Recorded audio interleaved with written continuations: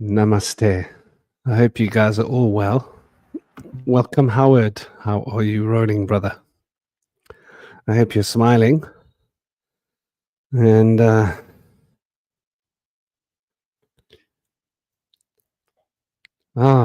trying to sabotage you, are they? Interesting. Yeah, YouTube does these weird things sometimes, don't they? It's all part of being in the tube, the tuber. So where are we? We are here with myself and Cosmic.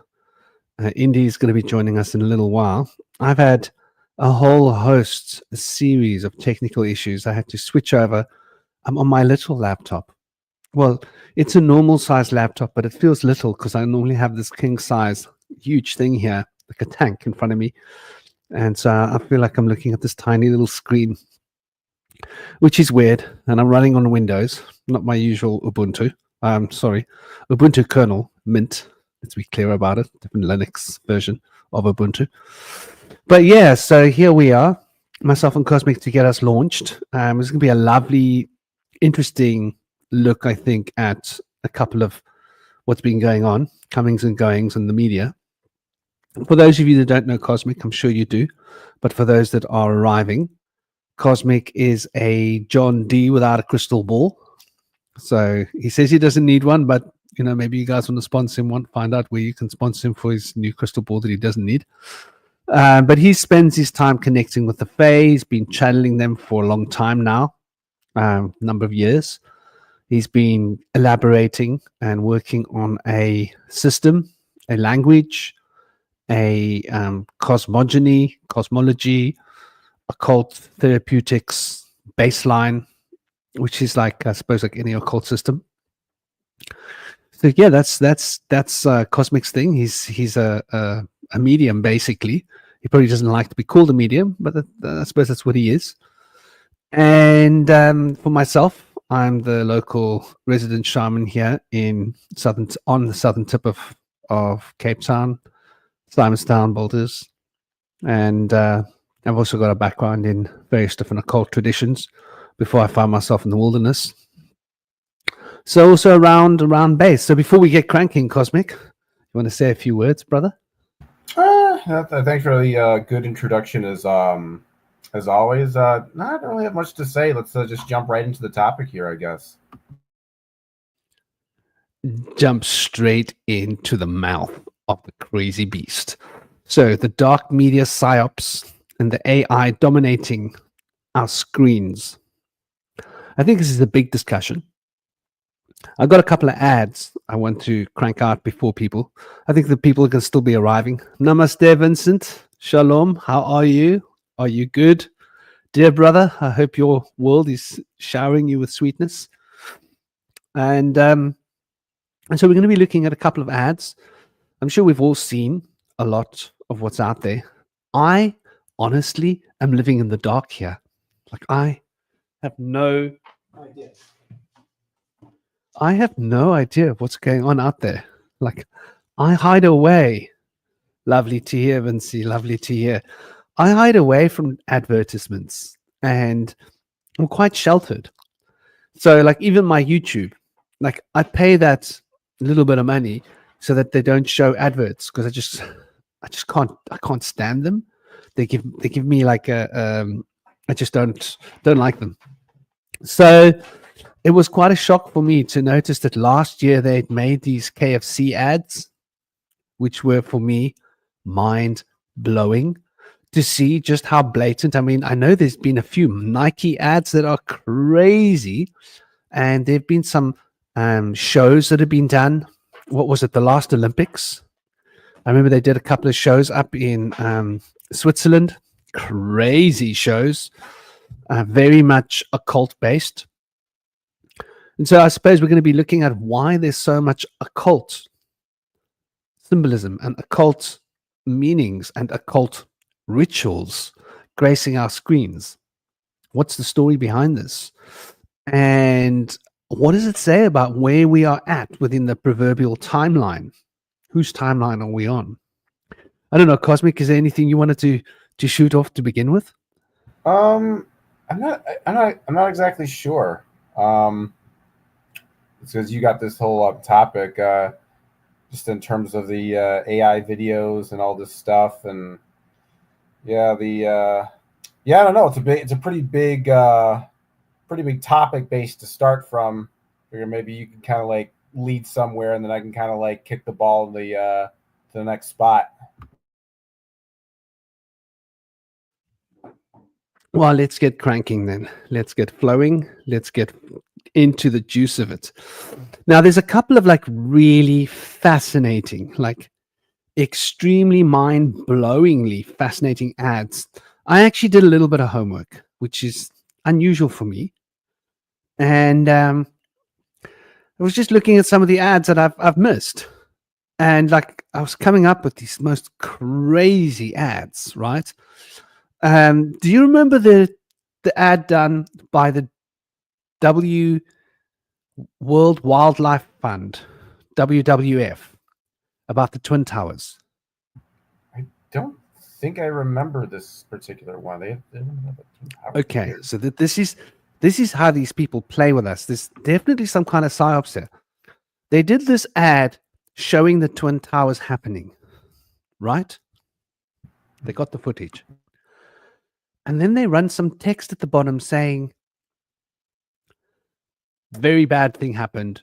2,100 people lost their lives. And then they turn around and say, but like as if to say that's nothing. For the tsunami in 2004 or 2005, it was more than 10 times as many people lost their lives. And this is something that's been done a few times. You know, I've seen different companies playing with this September 11th thing, which, you know, you would be quite shocked to believe that they would be able to get away with that legally, right? Because a lot of people lost their loved ones. Yeah. A lot of people lost their fathers, brothers, sisters, aunts, lovers, wives, husbands to what was obviously a huge, a big deal, right? And those that didn't lose their family members directly were impacted indirectly, right? Because the panic and the hysteria that ensued after that throughout New York and various different places in the States was just horrendous. So a lot of other people, can you imagine how many car accidents there would have been as a consequence of that, right? People trying to get out of New York, just as a random example, how the criminals must have capitalized on this, right? Muggings must have suddenly gone up because like the cops aren't going to come, right? They've got bigger things to worry about right now. So I'm guessing like we can only see the tip of the iceberg when we're looking at the sheer impact of it. So to me, that was very hectic. Let's see if I can get that to run here. So what we're going to do is I'm just going to run it through. I'm just going to present it and see how it goes. Share screen. And we're going to share entire screen. Share a window. There. Share a window. Okay.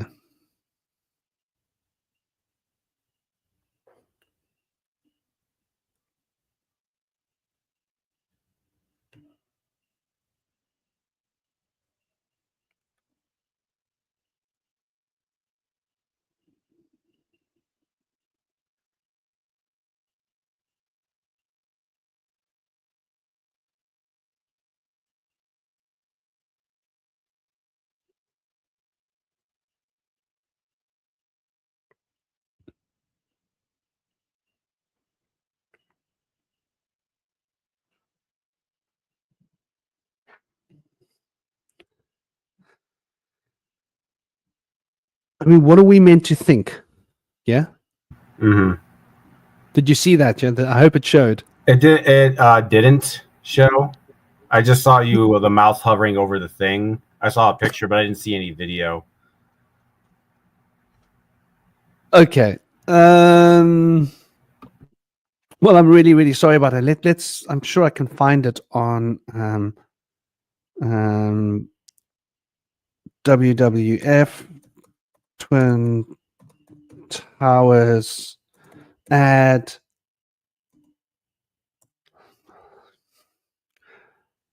Okay, there we go. I think I found it. Let's see if I can get a decent quality playback. No, only 240. So they really don't want us to actually see this. So I'm going to present it directly from YouTube and see if it is better. Let's hope it is.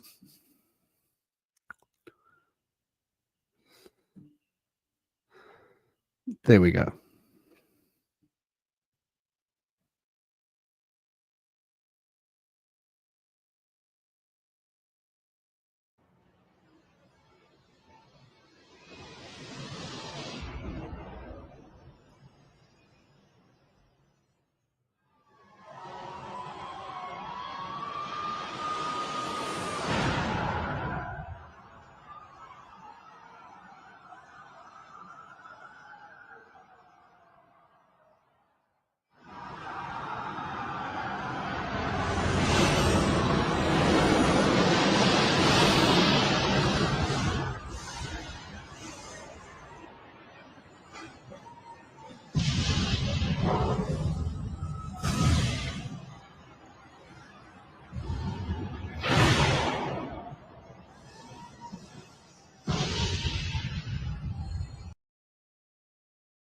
It's very.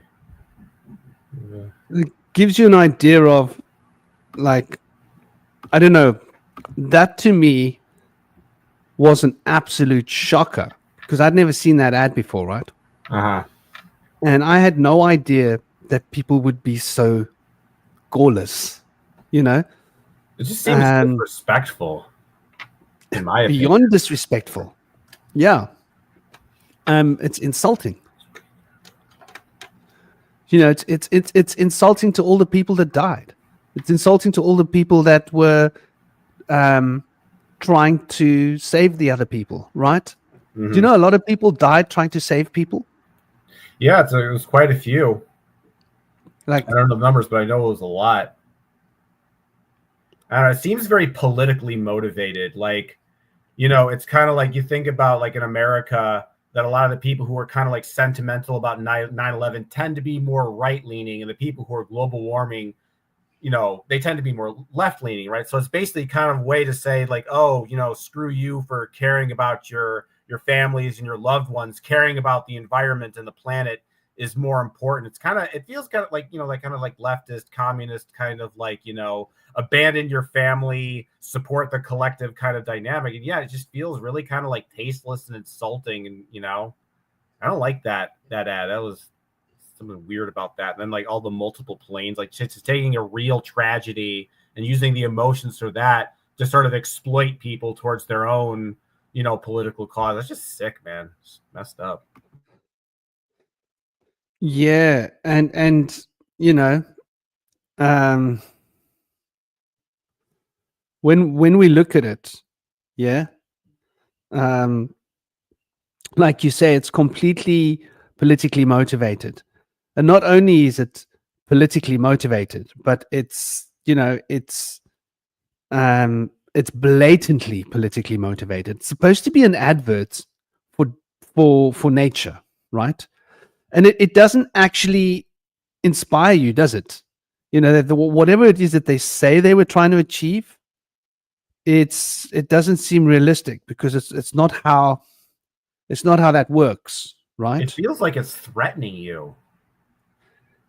Yeah, I think that's a good way of putting it. It's very threatening. And as if that's not enough, and I'm grabbing a couple of cool other pictures here too, by the way. Just some other billboards that I saw that I was just like, I can't believe this, man. They're pushing alcohol.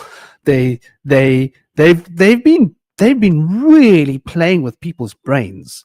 And the way that they play with people's brains is it's inhumane. And we're going to look at, like, the main one that inspired me a little while ago, which I think was just completely off the wall, off the hook, shall we say. Sorry, let me just get that to work. is this KFC ads, which are heavy occult, but we're also going to look at another heavily occult ad before we get to that. And I think, for example, I'm looking at one now called Liquor, Cheaper Than Therapy. Like, these are the kind of ads they're playing for us, right? As if to say, like, there was actually another billboard done, which was suggesting, like, if you're an alcoholic, we can help. And as true as God, they were selling booze delivered to your home. Yeah. And you would think that there's some kind of protection for the public, because there are legitimately a lot of people that do have severe alcoholic problems. And let me actually get that one for you. I've got it right here, right now. And I think it would be probably a good idea to grab it. So let's present it so we can take a look at some of these billboards that are just insane. Image file 7. So here you get to take a look at the kind of trash that that doesn't make sense, does it? Did we get the wrong image? I think so. I think we definitely got the wrong image. Not quite sure how that happened.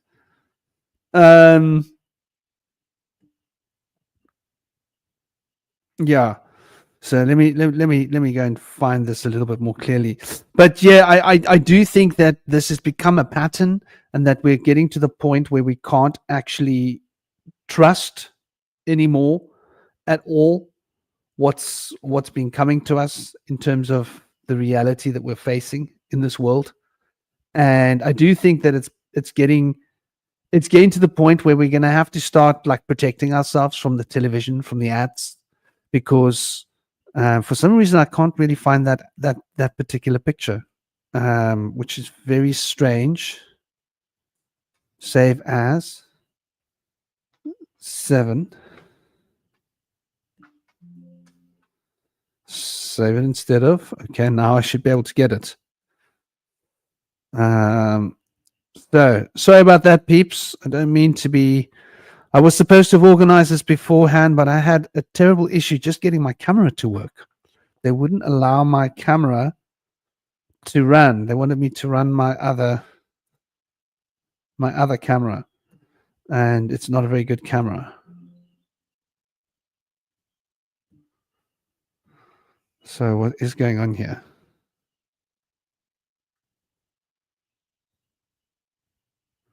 I don't understand. Okay, I'll just have to use the way I didn't want to do it. So let's go to stop screen, and let's go to share screen. I'm going to just have to share the entire screen. That's the only way it seems to work. There we go. And there we are. Okay. Now all I need is to be able to access my. Okay, so here we go. This might be easier. Let me know if you can see it. You know, I'm pretty sure with the screen share thing, you can have it so it's just the actual window or video you're looking at. You don't have to share the entire screen. I figured that out when I share stuff, makes it easier. Or is it your computer can't do that? Yeah, I did that earlier, but this thing's been glitching. It wouldn't allow me to use my camera earlier, and it was because I was running on a different operating system. Now I know I've seen warnings, or not warnings, but like from StreamYard telling me that they've had certain issues with such and such a setting and such a setting with the video and stuff. So they are having problems. StreamYard, I've had more. You can see this image though, yeah? Yeah, I can see it. Good. So, like, are you an alcoholic? We can help. Call for liquor home delivery. So basically, like, this is just heavy, you know, to me that that we are being sort of victimized in the way that we are, right? Mhm. Because it seems to me that there are no checks and balances.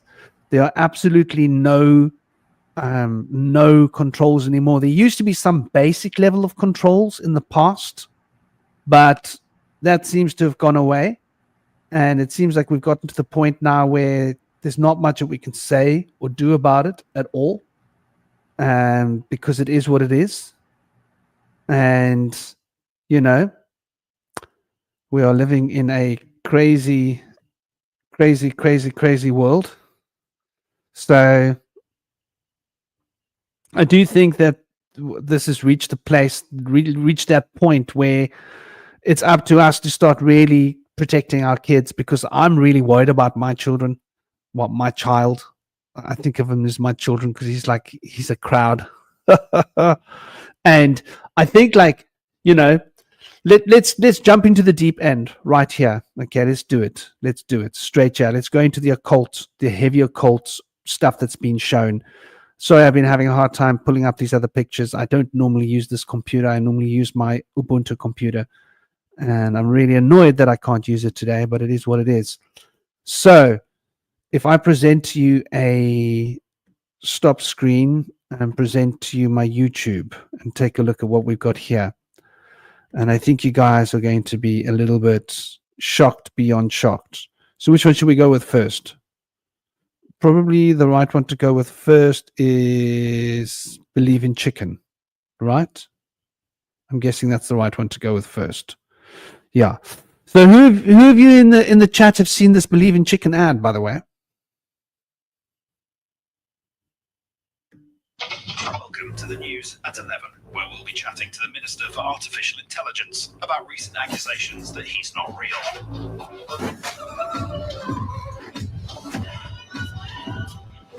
Just don't get it anymore.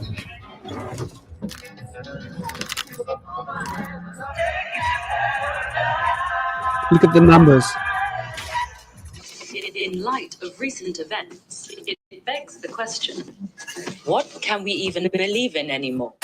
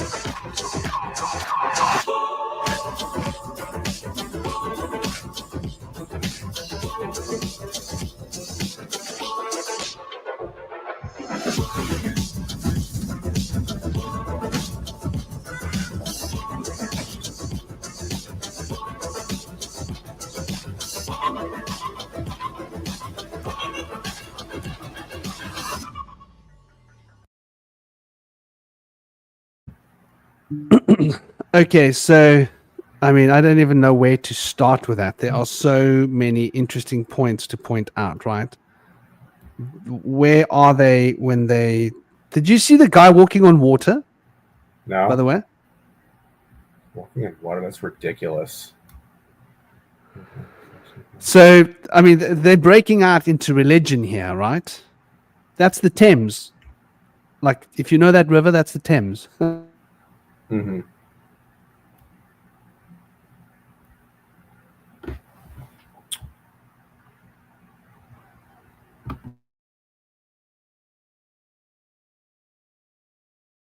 Hello?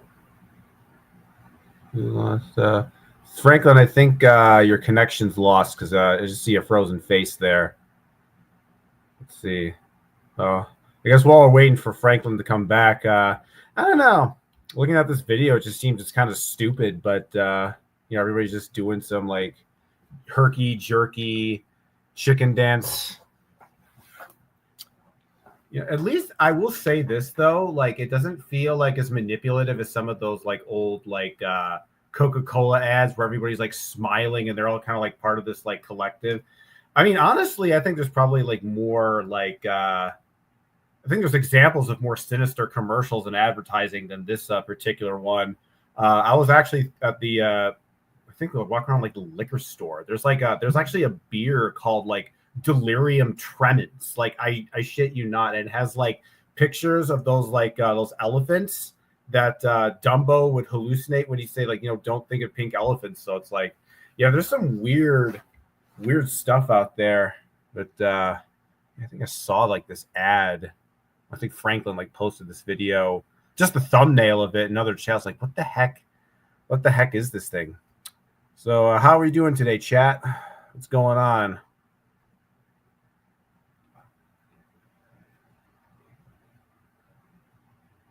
I guess let's what else do I have to say about that commercial? You know, I think it's just like to me, it's just there's something very like zombie like the way they all just kind of like, you know, move in unison, and there's something very like it's like weirdly kind of like cult like they're all just like praising this like this god chick or whatever. You know, I guess probably Franklin will probably have something to say about it being related to Abraxas or whatever, you know, the rooster headed god. I guess I could probably make that connection there. Jeez, I have not knew how to fill this dead air. Oh man, yeah, things are going pretty okay there, Vincent. Yeah, just kind of chilling today. Not really much going on this Saturday morning here where I'm at. Yeah, I just don't even know. It's like what? So, what did you guys think of the video that we just saw? You got any like insights or comments here? Nice, Howard. Yeah, I'll probably do that later myself.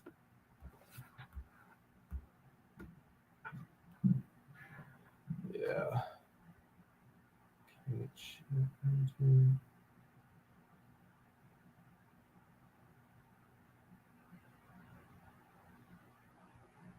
Did I tube bomb Bush Whisperer for playing that advertisement? I don't think. What does tube bomb even mean? I never even heard that term before.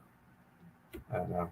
I really personally didn't think it was like anything too crazy. Maybe because I watched. Maybe because I'm used to these kind of advertisements now, where they're all kind of like these like, you know, surreal. What's the name of the guy? Kubrick. Yeah, it's like they're all like these kind of like these Stanley Kubrick like short films where there's like this like big, you know, surreal. Of course, I think this has always been kind of thing with most commercials. Like they aren't the first to do stuff like this.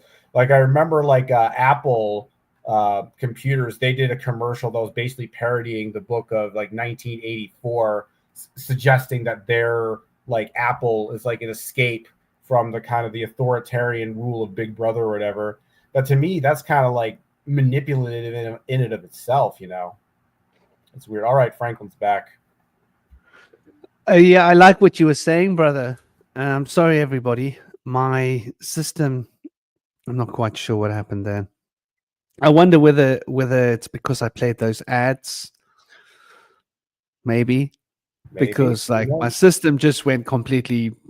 I don't know what happened. This is a fairly new computer, right? This computer I've had 6 months, and like I was saying to Cosmic, it's was giving me weird audio issues earlier, and it's running a processor that's the Ryzen 7. I think it's like the third best Ryzen 7 that there is. So it's like, you know, one of the fourth fastest CPUs around. It's a pretty fast CPU. So anyway, well, you know, common CPUs that are fast. But yeah, I totally like what you're saying. You know, you mentioned you compared it to that particular director, and I think it's so on point. I mean, I'd really like to break this down. Yeah, this particular video. So it starts at the laundromat, doesn't it? Yeah. And there we are at the laundromat, So let's just get it back up there. We're not going to put the sound on. We're going to leave the sound off. I think that's the best thing. So here we are at the laundromat. And can you hear me, Cosmic? Yeah, I can hear you. And so the first thing is the news is at 11. So we're playing on the numbers 11, right? Mhm. And here we are in this laundromat. Now, laundromat scenes are often related to zombie movies. Have you noticed that? I don't think I've made that connection. No. It's very interesting. Like, so it starts off with this scene where seemingly normal, and I think the radio is talking about how a man had the first marriage to an AI. So in the deep end, this is like they're preaching at us about AI, right? Right from word go.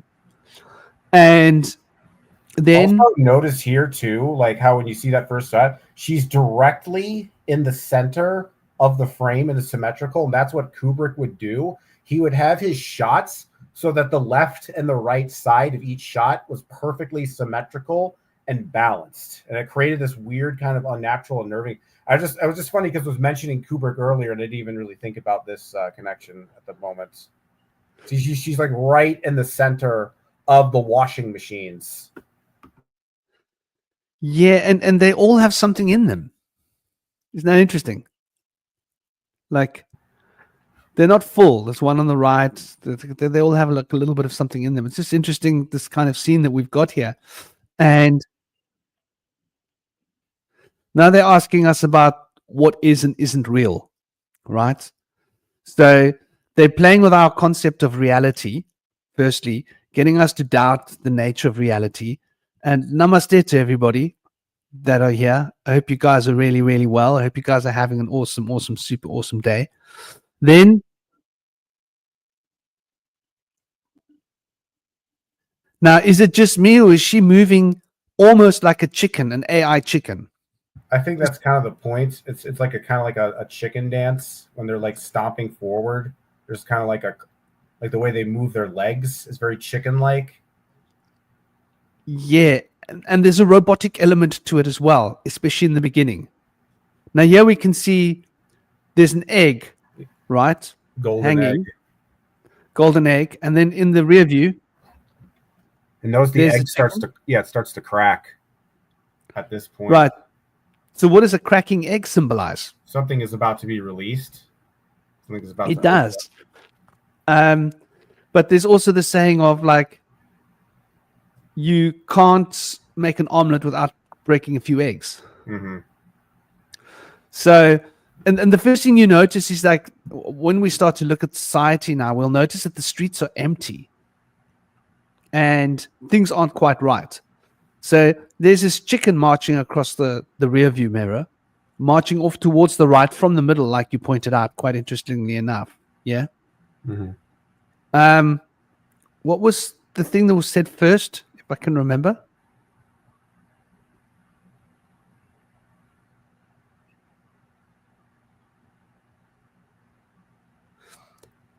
Okay. In the deep end. So the Minister of Artificial Intelligence is going to try and prove to us that he's real. I mean, like, you just can't make this up, can you? So that's the first thing. Fried chicken is what I would ask myself.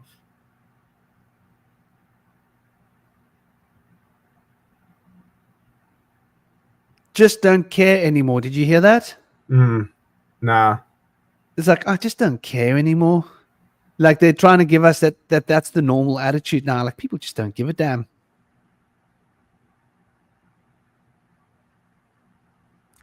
It's almost like, if you think about like the fact that like the lights are flickering, it's almost like a supernatural force has come on the society and is like loomed over this town, like some kind of like ghost or demon is like taken over.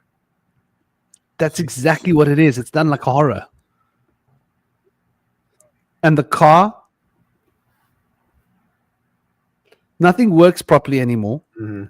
The bar is empty, which is bizarre because the TV's box. on, the lights are on, everything's going as per usual, but there's nobody around. Where did the population go? With all these very subtle.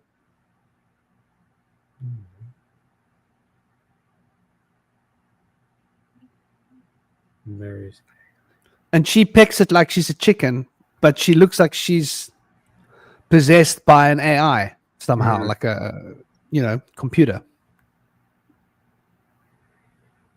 Oh, they showed us the fox there as well, did they not?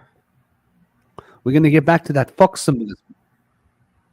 I'm honestly not even sure what this commercial is even trying to convey. Like, doesn't even have a message of any kind, or is it just some kind of weird, it's just some weird kind of attention-seeking thing? Because I'm like, it's like, okay, there's the AI or whatever, but like, how is this supposed to make me interested in eating fried chicken? Like, I don't get it. I don't know. Like, I don't know. KFC has been doing a lot of like weird kind of like marketing lately. Like, I think they actually had some like virtual reality game where you like trained under the kernel or something like that. Like, I don't know. Maybe it's just like they're trying to, when it comes to marketing, we got to do something weird and experimental to get people's attention. But I'm also thinking, like, because it's talk about believing chicken, everybody's walking away from all their devices and they're going outside. Maybe it's taking our disdain. Maybe it's playing with our disdain for AI. It's like, hey, we're Kentucky Fried Chicken. We hate artificial intelligence too. Let's embrace the chicken instead. That's just like my guess, but man, it's just like you're just kind of scratching your head watching this thing, because it's like I'm not even sure like what the end goal even is. Let's keep watching. Do you know? Did you probably watch that Robot Chicken weird series, right? Yeah, I remember watching it. It was kind of hit or miss. This dude is doing a robot chicken dance. Doing the robot. So there's police sirens in the distance. God, this is so cringe. WTF. So they're basically WTF. They're like, whatever your opinion is relating to this ad, we're going to step all over it. We don't give a damn. There's that subtle element. There's another subtle, as if like people used to say WTF, but they don't care anymore. They looked at the world and they said, "What the fuck? What's going on?" No, nobody cares. It's on the street. We're going to dance all over it. And then again, of course, there's the religious food coming up now, right? This whole symbolism of going down a dark tunnel. Wow. That's about the underworld, right? Going out towards the light. Going down a dark tunnel to the other side, in a sense, is what we're talking about. Yeah. When you think about a dark tunnel, you think about going into the underworld. When you're going into Hades. What was that? Why did the chicken cross the road, man? Yeah. Back to that. So anyway, here we go. Here's our dude cruising across on the water, right? Then we keep stepping forward. So the cars are doing this funny robotic chicken dance as well. It's very robotic. But now it becomes more and more zombie-like. Now we're going away from AI robotic, and now we're at Mecca, right? God, I have to. We're now at Mecca. Those boxes float out of his hands to the floor. They're like, oh my God, it's the chicken. They What was that? Like, if you go back and you look at like a little bit further, just go back like 10 seconds, like let it play, and then like pause right here, like look at the expression of that guy's face. He's like, oh my God, it's the shit. And it's like everything right now on the back. He just looks it's like, oh my God, it's the chicken. He's shown up. This is the other thing. Everything right now. This sort of epitomizes our culture. Yeah. Right? Like Gen Z. Do you think Gen Z is going to read a book? Probably not. Because it's not everything right now, is it? Mm-hmm. That's part of the whole Gen Z thing. Like, if you ask the Gen Z, will you read a book? They say, well, why am I going to read a book? What's the point of reading a book? I just go with Google I ask a question, the exact question that I ask, I've got the exact answer. What's the point of reading a book? That's their argument very often. And I'm sure it's an enticing and logical argument, isn't it? Like, what is the point of reading a book about physics when you can just ask Google a question and get the answer right now? Everything that you can ask is available right now. So that's a subtle ode towards, like, basically, who is the chicken we are praying to? This is the real question, the underlying unconscious element. And you're right about so much neuro-linguistic programming that everything right now comes up about 3 times in this ad, by the way. They hide it, but it's in there. It's on the car. It's somewhere. It's something else. It's on another sticker. I remember when I first saw this ad, I thought, oh my gosh, this is hectic. That everything right now is again. So I think that they're really trying to push this notion of you can have it all and you can have it all right now. And it sort of also takes us down this road of like you say, there's a stupor. These people are in a state of a kind of a stupor.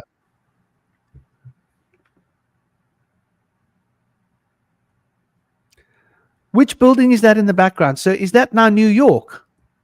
Was that not New York? I mean, what is it? Wait, what does that say? Does that the believer? I don't know what that's even saying. The believer's bastion. What it says on the thing. Is it even real? Did they add that there? The believer's bastion. They could have put it on afterwards, right? Mm-hmm. Like just using graphics.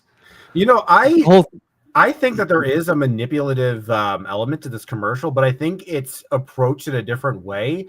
I'm wondering if it's more like KFC is like, hey, you know, these people, they're all like, you know, anti-AI, they're anti, let's pretend like we're on their side and that we agree with them and that we're rejecting all this stuff too. But it's really just like they kind of, you know, how a lot of these, like some of these companies, they kind of co-opt like the hippie movement, or they co-opt social music to kind of like make them think like, hey, we're the young rebellious people too. We're also fighting against the system, and because of that, buy our soda drink because we're fighting against the system too. And I wonder if that's kind of what's going on with this commercial as well, because you see there is the technology, but you see people walking away from outside of their buildings, going outside, getting away from their cars, getting away from their automobiles. It's almost like KFC like knows people have this disdain for artificial intelligence, and it's sort of like tapping into that, and like the chicken represents like a rejection of that. Like that's, see, when it comes to like, you know, how commercials actually like they what they try to do, how the manipulation actually works is they want you to identify with the people in the commercial. So if we go back to the ad you were talking about earlier about like liquor is better than therapy, that's marketing towards the redneck alcoholics. Like, man, I don't need no therapy. I just need me a good bottle of whiskey and I'm good to go. And then they see that ad, they're like, oh, hell yeah, that's totally awesome. I agree and identify with that. And I think that's kind of like a lot of how advertising works is they want you to self-identify with the product in essence. But I think there's another sinister angle. If you're looking at it, it's almost like they're turning us into chickens to be prepared as food. Like we're going to become the chickens, and then the proverbial whatever is going to devour us. That's another more sinister angle you can look at. I don't know. It's like I'm just kind of like, you know, spitballing ideas here. But this is all going to become very clear. What you just said is going to become very relevant for part 2 of the same ad. So this is part 1. In part 2, it's a human sacrifice that's turned into a piece of chicken, right? Man, who is this advertising like firm at KFC? Man, must be some like weird, like surreal Russian dudes or something, man. But don't you think that the people all look really stupid? They do. But maybe so who's going to identify with those idiots? I'm not trying to be horrible, but the people are acting like idiots. They look stupid. They got stupid expressions on their faces. They're dancing stupidly. Well, probably to you know, the TikTok crowd, all these people who want to like they find a stupid like it seems like how a lot of people get so hypnotized by dance routines. Like think about like the Macarena in the 90s, how that basically hypnotized the entire world with just that one little like arm and movement dance or whatever. Like people just love it's like people love being hypnotized. I think that's kind of like part of it too. They like being hypnotized. They like following, a set of instructions and following a plan. And so maybe they just see that. I don't know. But I think the thing with commercials is that like they always seem like they're like 5 years behind in terms of trends. So You see, I don't know. They're always going to be cringe. I find it interesting. Trying to do. Like when you think about the chicken, right? So the chicken represents, the chickens were brought to Europe for sacrificial purposes, right? This is like, I think they were brought from where were they brought from? Were they brought from the Caucasus Mountains? Chickens brought from Caucasus Mountains to Europe. Were they brought from there for sacrifice? I know that they were brought specifically for religious purposes, right? And the whole idea with the chicken was the chickens were brought here and you would sacrifice the chickens to your deities. And all of your bad deeds and all of your sins would go into a chicken. And you would kill that chicken. Excuse me, I'm crashing the show here. I've got to be careful what I say. You would unalive that chicken, right, for your deity. And that would absolve you of your sins and all of the bad karmic debts and the bad karmic influences that you've accrued towards yourself would then be taken on that animal, and it would be shed with its blood and its life force and removed from you. So that's like why we have chickens, for example, in Europe, probably like most of the world. They were specifically brought, and that was the purpose they were brought from. Chicken were never eaten in the ancient times. That came at a later stage because obviously the chickens started breeding and they were like, well, there's a lot of them, let's eat them, But it's very interesting. Yeah, it's very interesting how it, like, who paid them. It seems to me like they talking to us about moving away from AI, but moving towards this chicken mentality. Chickens also represent bravery, but we've been taught that they represent cowardice, right? Let's say like you're a chicken. But chickens are actually an ancient emblem of bravery, and the rooster especially. So, and we've got a rooster here. So here we've got a rooster, which is an emblem of bravery on top of his circular version of Mecca, right? And everybody's dancing around this chicken as if they're at Mecca, and they're all, like you say, hypnotized in some, what I call a stupid trance, because you get trances and you get trances. Trances, you don't have to look stupid in a trance. And the way they tilt their heads when they dance, they look like zombies. They look like they're like out of their minds, like they're completely off their faces in a not, wholesome way. So this is the part one of the ad. And obviously, for obvious reasons,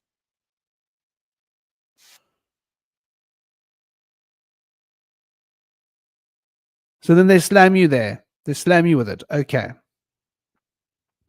So let's watch part two. And this is all hell gravy, right? And so we're going to bring out the all hell gravy. Now we're going to take a look at the all hell gravy, and we're going to see just exactly what this one is.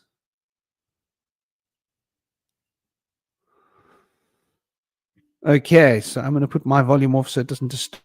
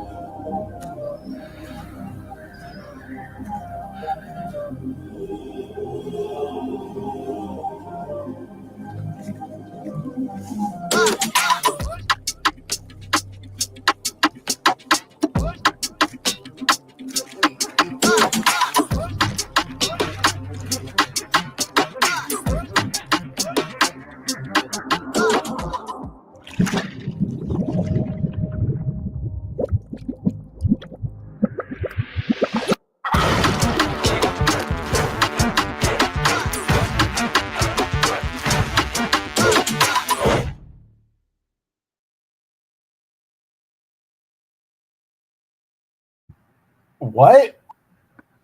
I found that properly disturbing. So basically, it's a human sacrifice, right? So that's a human sacrifice. This golden egg. Now, it's the same egg that's hanging on this rear view mirror, right? Mm-hmm. That cracks. But now we've got this golden egg, and we are now doing sacrifices for the golden egg. So there's like a very interesting little idea of like, what does this golden egg represent? Well, an egg represents akasha, and it represents beings that are not in the physical body on one level. So from an occult perspective. Now, these two levitate up into the air, right? And this, what does this jacket represent? She holds her arms up and this jacket falls into place, right? Mm-hmm. And it's almost like symbolic of armor, symbolic of like, it makes her the high priestess of sorts. She's donned this new outfit now that makes her somehow special. And everybody now sort of comes out of the woodwork, literally. The fact that people are coming down from the trees means that, like, to begin with, people are out of their trees, right? People are, but you see the same subtle insinuation of people not being right in their head. And then this very weird little procession, which is, at least it's a funkier dance. Hey, Franklin, did you read the description for the video? Because I think the actual description in the YouTube comments is so for Believe in Chicken. So the comment reads, "The mad world we live in is an unreliable place. Disappointment haunts you wherever you turn. The weather, your partner, your job, your team, your ability to get a seat on the train, the fact that crisp packets are half full. What can we even believe in anymore? Don't lose hope. There's still something to trust, something to believe in. Chicken. It's always been good, always there, and always crispy. Believe in chicken."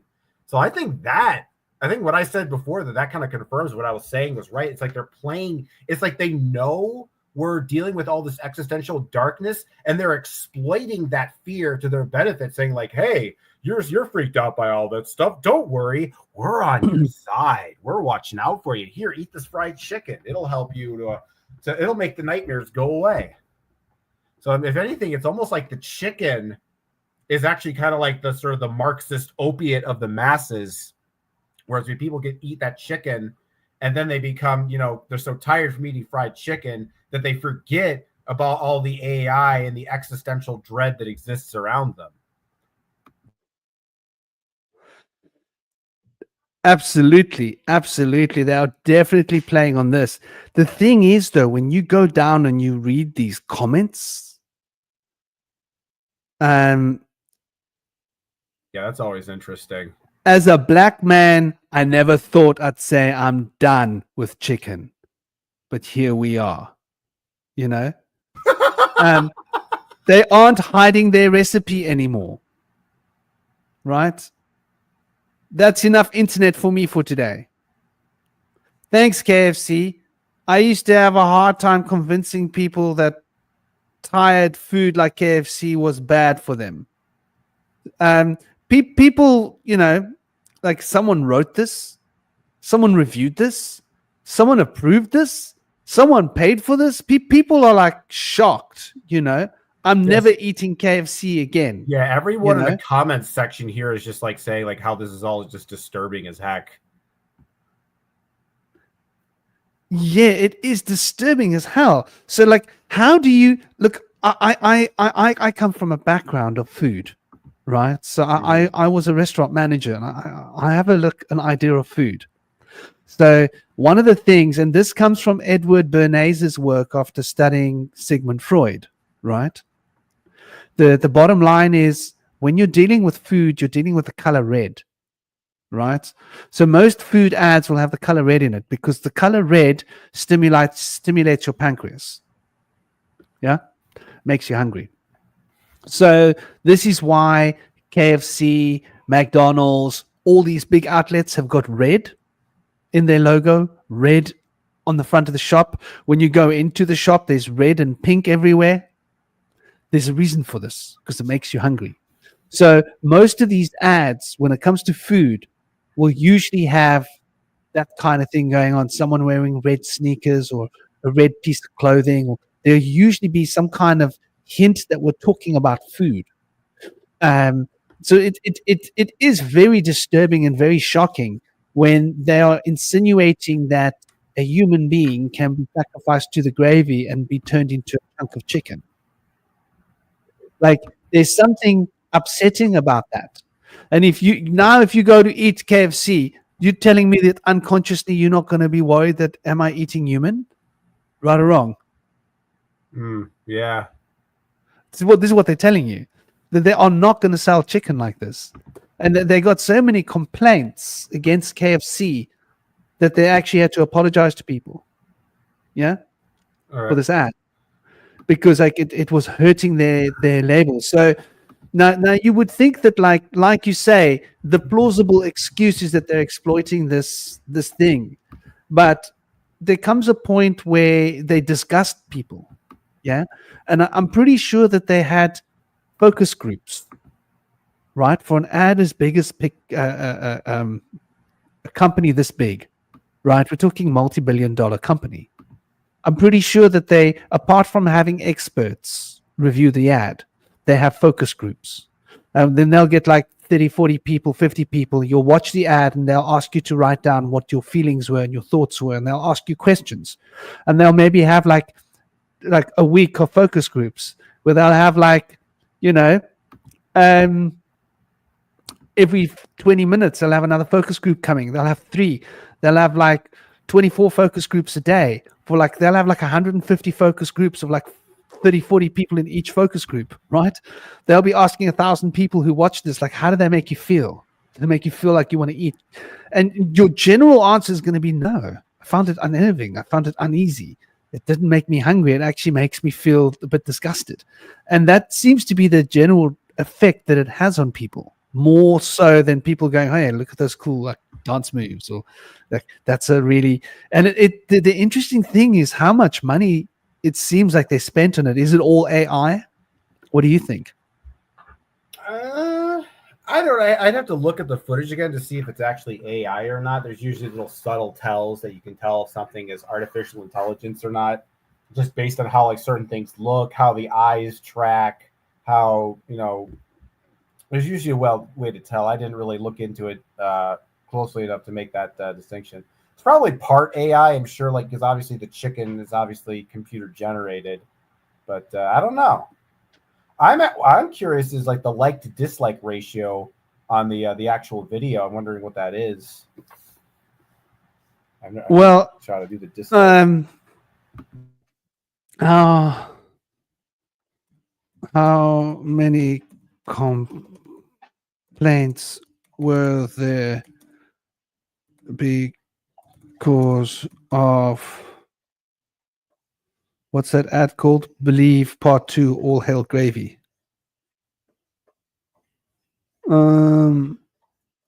All Hail Gravy KFC ad. I'm pretty sure we should be able to find out.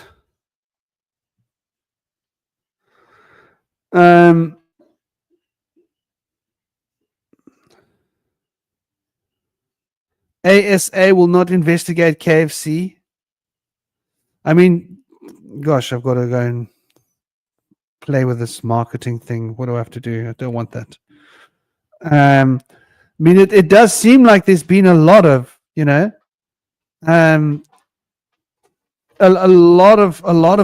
lot of complaints. Organizations are not quite knowing what to do.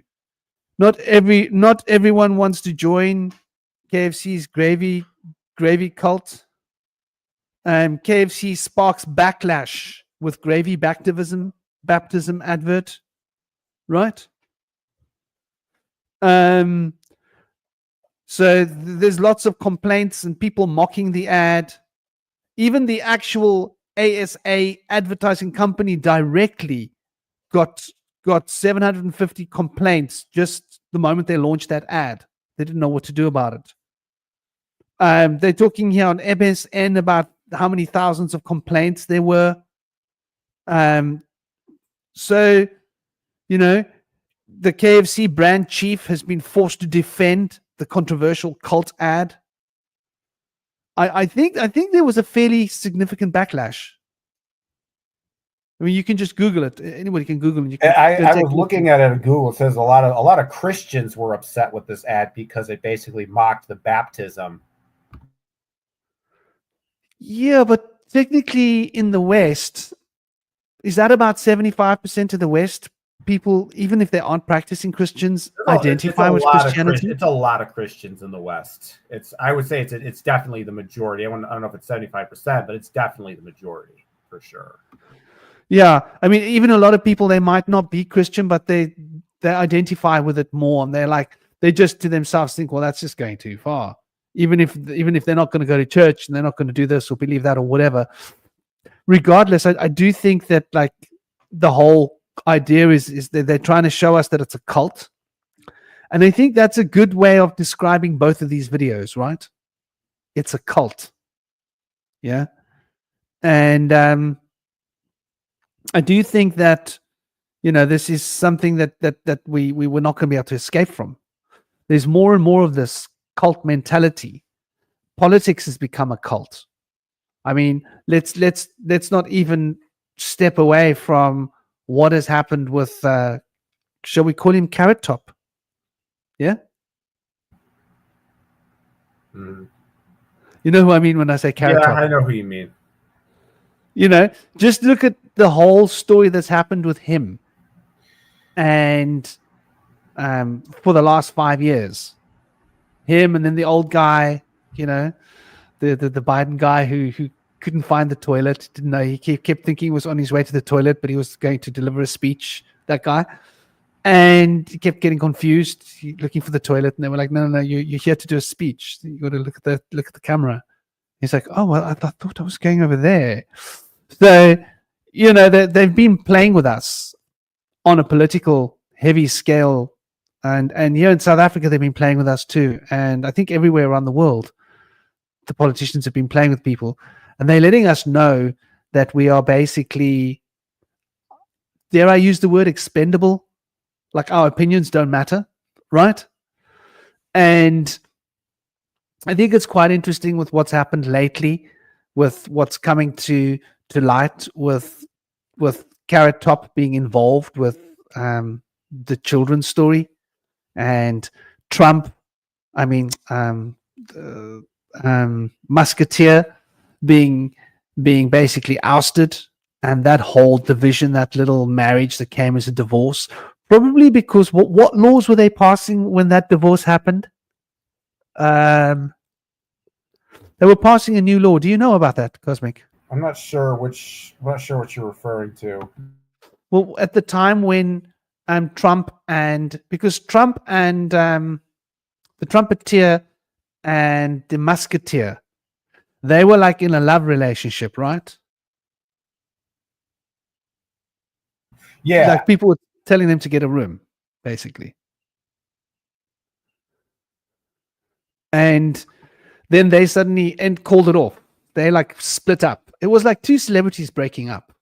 This is the drama and the show, the Hollywood, show of it. But during that time, I think they were passing an important bill. What was the important bill that was passed? You guys in the chat might know, yeah? Absolutely.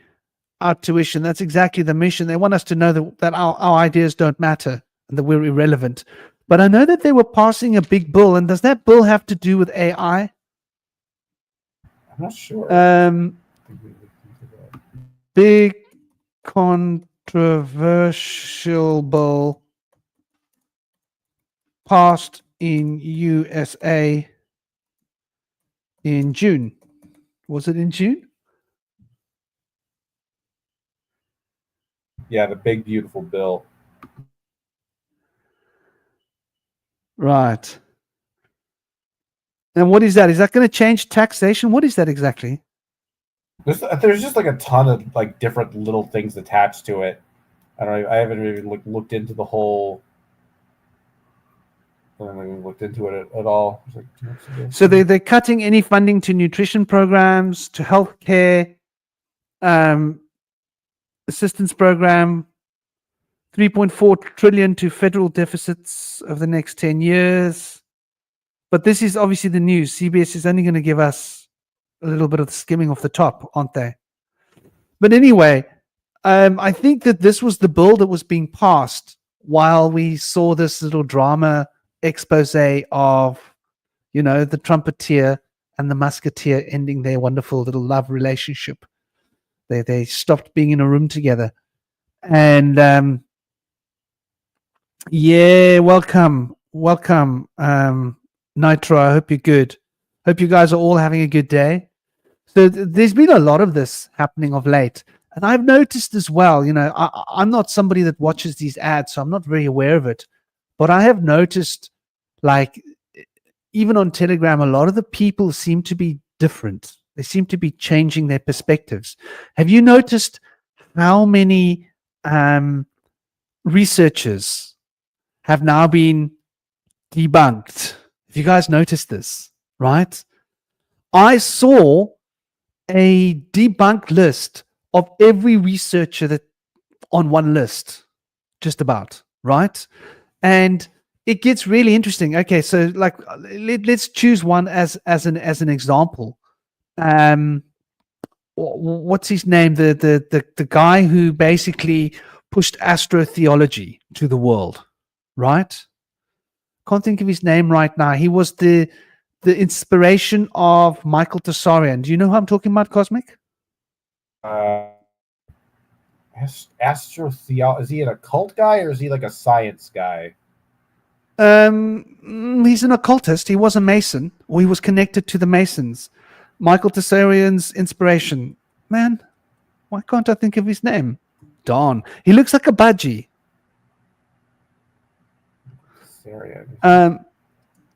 To learn about astrotheology. And I just found it really interesting how, okay, now you're getting all this, Michael, astrotheology. He was teaching it in the 80s. Theology taught in 1980. What's his name?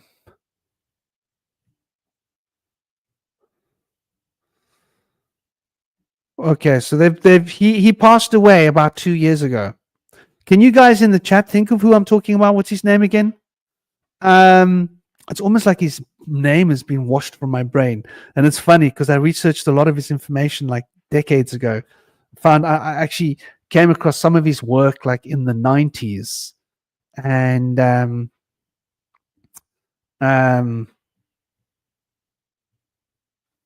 let's see. Astrotheology features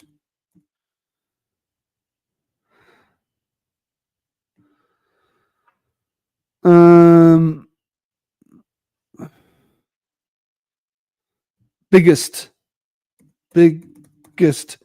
I was showing my girlfriend yesterday, yeah, was really interesting. We were looking at DNA, and I had a young guy trying to tell me that DNA is not vibrating in a chat somewhere on Telegram, right? And I was having this conversation with my girlfriend, and I was explaining to her, like this is the kind of stuff that's being pushed on people. They don't know this. And for those that don't know, DNA is vibrating between 0.1 and 10 terahertz spectrum of frequency, right? The lowest frequencies of vibrations for the DNA field, and there's lots of different oscillating frequencies. Some of them are running at 1.2 to 1.8 gigahertz. There's one band. Then there's another band running at 4 gigahertz, between 4 and 7 gigahertz. Then there's another band running at about like 50 and 60 gigahertz, and it gets faster and faster. And I think the microbes in our body are vibrating up to 10 terahertz. Yeah. And these are basically the connective tissues in our bodies, like vibrating at this. Specifically, technically, you would say it's not our DNA, but it's DNA in our bodies, because our bodies consist of a whole lot of DNA.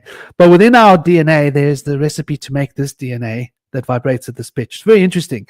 So I was just looking at how woke information is being pushed on people, and people were like, DNA doesn't vibrate.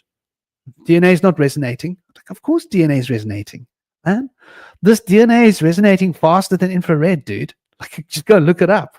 Infrared frequency is it faster than infrared? No, I'm sorry, incorrect. It's not as fast as infrared. It's quite a lot slower than infrared.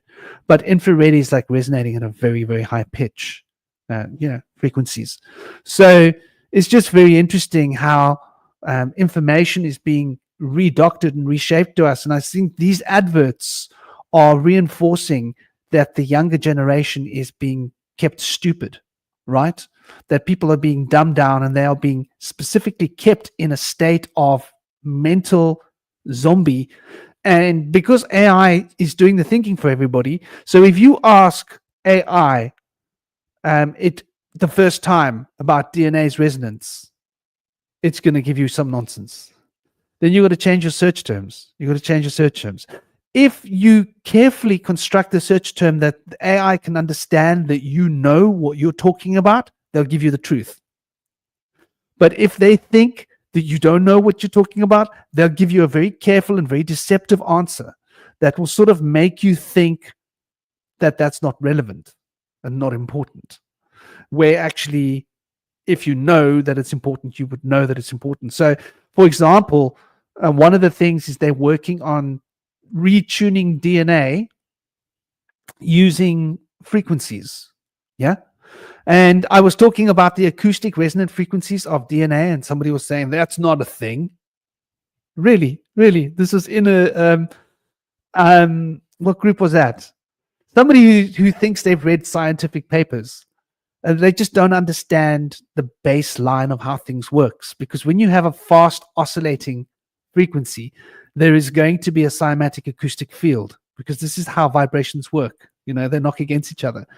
And it was just really, really interesting to me to see, like, after about 4 or 5 different changes of the search term criteria, I got to the point where, now they're starting to talk about the acoustic resonance field of DNA and how you can influence DNA through acoustics, and how you can actually retune DNA, and how they're actually starting to try and figure out treatments that can affect DNA through vibrations, which is really interesting. So what is that? They want people to think the world is stagnant and dried. Yeah, exactly, our tuition. They just want us to live in a very small box. And that small box is KFC, basically. And this whole idea is leaving us in this sort of mental paradigm of becoming zombies. And I think this is what's happening in the younger generation. And I've seen it in the occult circles as well. What are your thoughts of some of the things that the people in occult circles have been talking about lately, Cosmic? I don't know. It's kind of hard. I feel like in a lot of ways, over the years, I've drifted to a lot of different occult circles. Like I've been in far left groups, I've been in far right groups, I've been in people who are more right hand path. I've talked to a lot of people who are more left hand path. So I feel like it's kind of hard for me to kind of like put a gauge on that, because I kind of feel like I have eyes on all the different sort of perspective outtakes on things in general. But I don't know. I will. Yeah, I don't know, because like it's kind of hard for me to kind of like even get sort of a pulse of like what's going on, because it's like I got my fingers in so many different places, because it's like you got kind of like, you know, the traditional approach, you got the chaos magic approach, you got the Christian perspective, you know, you got the pagan perspective, the atheist perspective. It's like all these different perspectives. I think that's kind of what's going on with the world these days, is things don't feel unified. It doesn't feel like a sense of a cohesive culture. Everything is a bunch of fragmented microcultures, and there really isn't sort of like a kind of like a unified culture these days. So maybe that's why I can't really figure out the pulse of things. I think that sort of summarizes exactly what it was I was getting at, to a degree, because when I look at it, I notice this division, right? And this division seems to me to be like a little bit weird, right? To be honest. Because, for example, now I'm going to use a bit of code, peeps. I hope you guys are good. I don't want to get the channel shut down, so we're going to talk a little bit in code. So we're going to talk about wedges. A wedge. Does everybody know what I'm talking about when I talk about a wedge? You've got to start and turn around and walk the other way grammatically. So W, E, J, wedge. And then you invert that and it says something. So we're going to talk about wedges and wedgeism, right? And how wedgeism is connected to the Kabbalah, for example. We've been taught that the Kabbalah came from the wedgist philosophy. Have you noticed a lot of anti-wedgism, Cosmic? I mean, yeah, it's pretty much kind of everywhere, both on the left and the right, I'd say. And the interesting thing is in the occult communities and in the people that are practicing spirituality. I'm talking like all different kinds of communities, whether it's chaos magic or even Kabbalists, Buddhists, you name it. Everybody seems to be, and I've noticed this in the alternative community as well.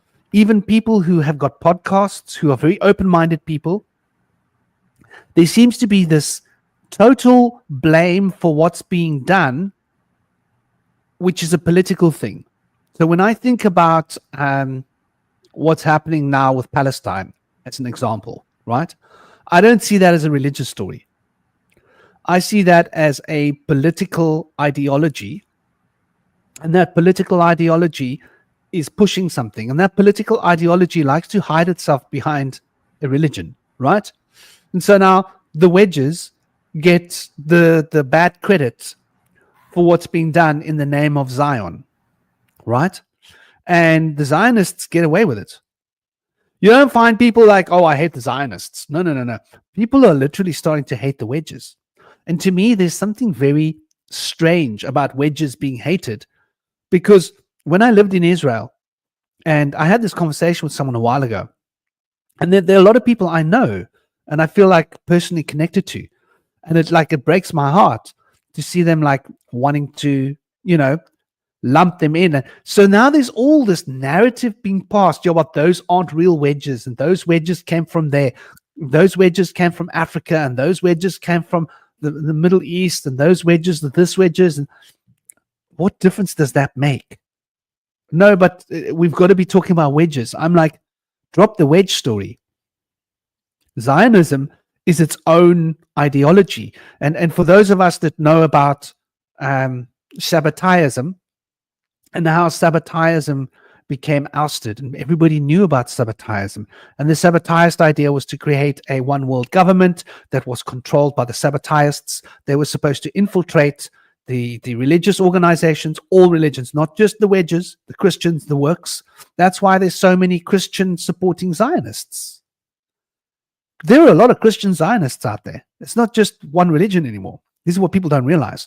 So they were supposed to infiltrate, the Sabbateans were supposed to infiltrate government, finance, politics, education. This is all from Sabbatai's notes directly, right? This is what he was teaching. And that they were going to resculpt the world and bring Zion back to earth. That was their mission. But they needed to get a one world government. So obviously the Zionists, pre-Zionists, the Sabbateans got ousted. They got caught. They were seen red-handed with their hand in the cookie jar. And people were like, we want to have nothing to do with you. So they rebranded themselves cleverly. They rebranded to Frankists. And they got away with their Frankism for a while, saying, oh, we're just being frank. But in the end, people ousted them and went, no. We figured out that you are the same Sabbateans now pretending to be Frankists. And they were like, okay, you caught us. Then they disappeared. According to Google, Zionism was greatly affected and, by Frankism, but it's not directly Frankism. So what happened to all the Frankists? Where did they go?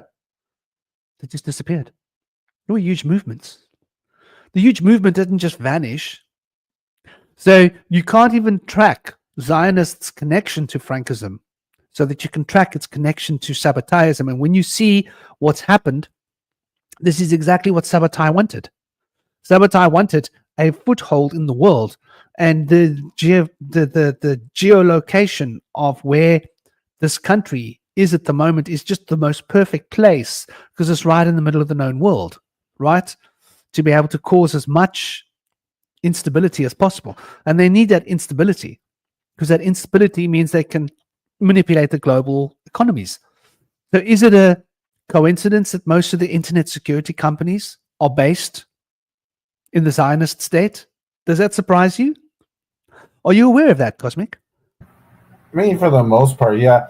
I just think in general, if we kind of look at where younger people are at right now, we're kind of in a society where, the economy's not doing great.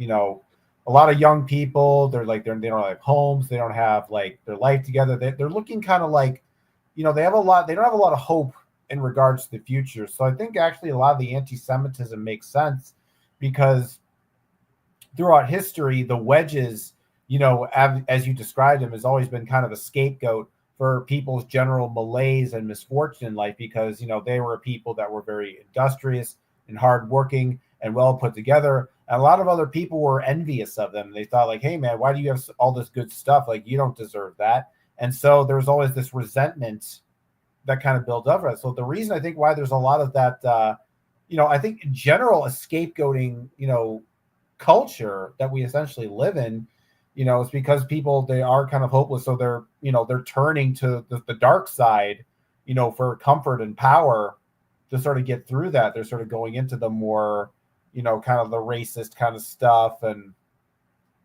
some of that darker, anti-Semitic kind of stuff because they're just looking for any kind of source to sort of blame their problems on and to sort of lash out onto people, because otherwise the actual reality where it's just kind of we're just kind of in this chaotic situation, I think is too painful for a lot of people to accept.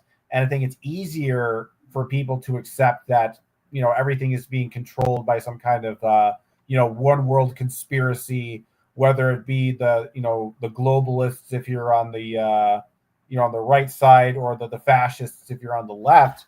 But I think at the end of the day, it's kind of hard to just look at reality and just kind of accept it for what it is, that there isn't really this kind of time. Because I think this is one thing I've noticed in general as a problem in human thinking in general, is this this concept that when it comes to, whether it comes to thinking about God or just or understanding any kind of phenomenon, we always try to lump it to some kind of single source, like group X is the source of all of our problems.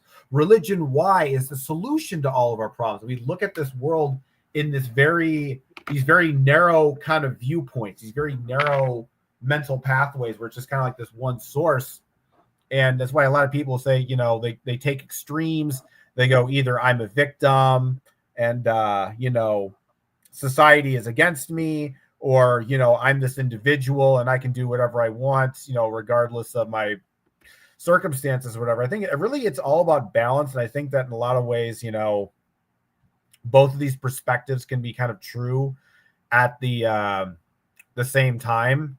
So I think that's kind of the problem, is that we don't know how to see people as individuals. Because when I look at a lot of this, this kind of this woke, anti-racist kind of stuff that's going out there, it actually is racist, because it doesn't view people as individuals. It views you as being part of this race, being part of this sort of this hive mind of whatever race or group of people that you come from. We don't want to see people, as individuals. Maybe it's just easier to see people as groups for some, but I don't know. It's just like, I think that the political landscape and the sort of the world we in, there's so many different like factors, putting all this together and making it form the way it is. But I think that's kind of like the general reason, is that it's kind of like, why people are turning to these anti-Semitic things. I think if people are feeling like they're kind of in a dark place, and sometimes when you're in a dark place, you're tempted to use dark power to get out of it. I guess that's what I'll say on that. Yeah, I think that does make a lot of sense.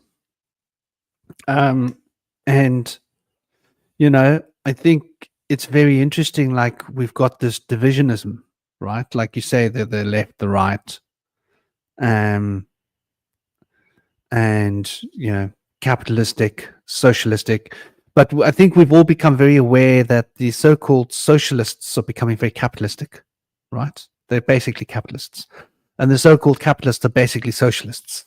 I think we've all seen enough of this to understand that the idea of taxation being increased isn't a very capitalist idea, is it? Right? Does that make sense? Like, yeah, that makes perfect sense. Like they very much socialist, but then they're not giving you back anything for that money that they're taking. And this is like a big thing that's becoming more and more of an issue globally. And you'll notice the tax is increasing in every country. It's a very steady climb. And they're not all as socialist as Germany. Do you know that in Germany, I don't know if it's still like this, but I had friends in Germany. If you were earning a very, very moderate, very simple salary, do you know that you would pay half of your salary to the government?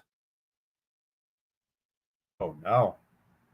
So let's say you were earning, I don't know, what's a moderate, like a very low salary? Let's say you were earning $2,000 or $3,000 a month. Would that be a low salary? Sure, why not? That's not like you're not like got like a great job. You're like you're a lawyer or a doctor or anything. I think in Germany, you would probably, if you were earning 3K, you'd be getting 1.5K of that. How is that for a head trip?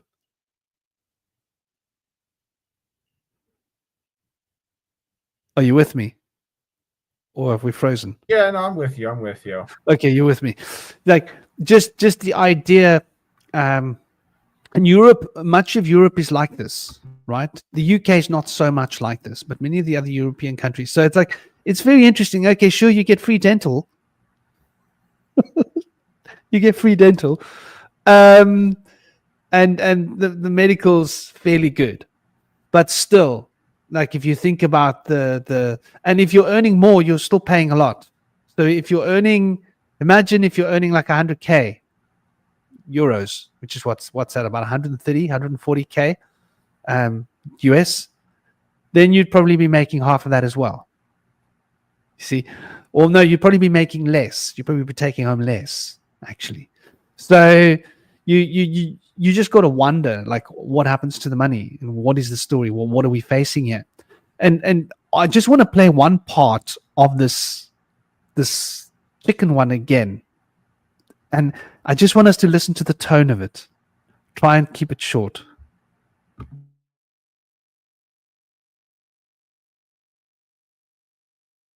Will be be chatting to the Minister for Artificial Intelligence about recent accusations that he's not real.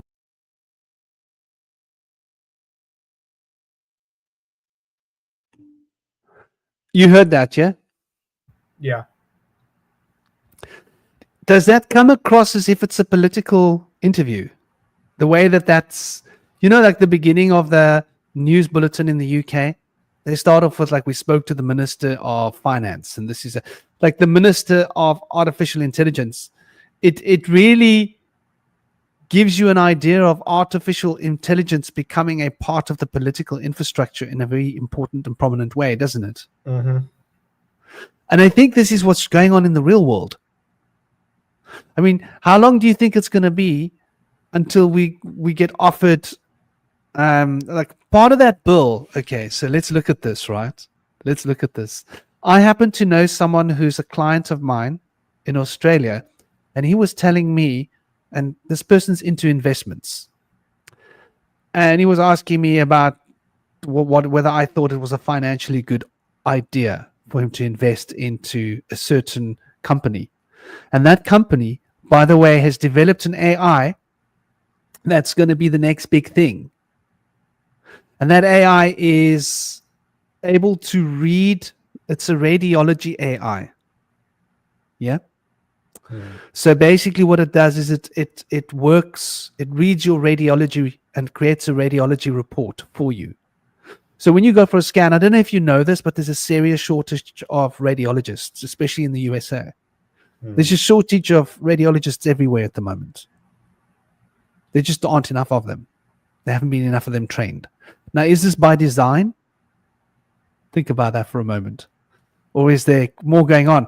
You see, the financial remunerations for radiology isn't that good. So it doesn't push people to study that. But now they've created an AI that's going to basically, firstly, to begin with, it's going to support radiologists. But it will get to the point where it will replace radiologists. So you won't have a radiologist, you'll have an AI.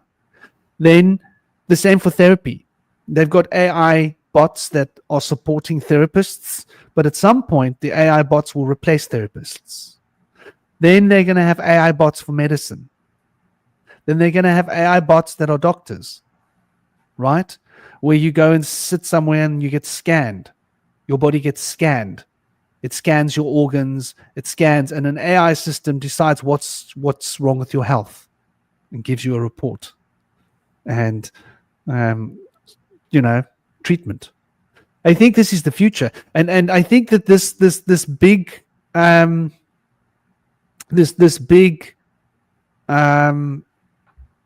Trump bill pulling money out of healthcare, I think it's going to open the door for these AI bots to start to replace people step by step.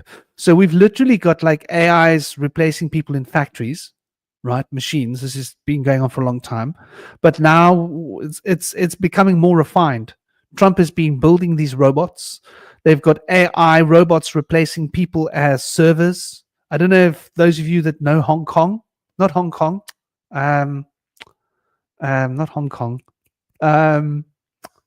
what you would call it, the part on the south of China, which isn't part of China, which was a British island, which is independent. You know what I'm talking about, Cosmic? What's wrong with my brain? I've had a bit of a cold. The most expensive place on earth to live. Yeah? Mm-hmm. Do you know where that is? I'm not sure I know what you're talking about. In China, you say? Yeah, just off the coast of China. I'm not sure what you're Place referring to. in world I was going to say to Taiwan. live. Man, why can't I think of it? Singapore. Ah, okay. Yeah, Singapore is the most expensive place on earth to live. It's also offering some of the highest salaries. Yeah? Mm-hmm. I think a cleaner, what does a cleaner earn in Singapore? Cleaner in Singapore annual salary. So,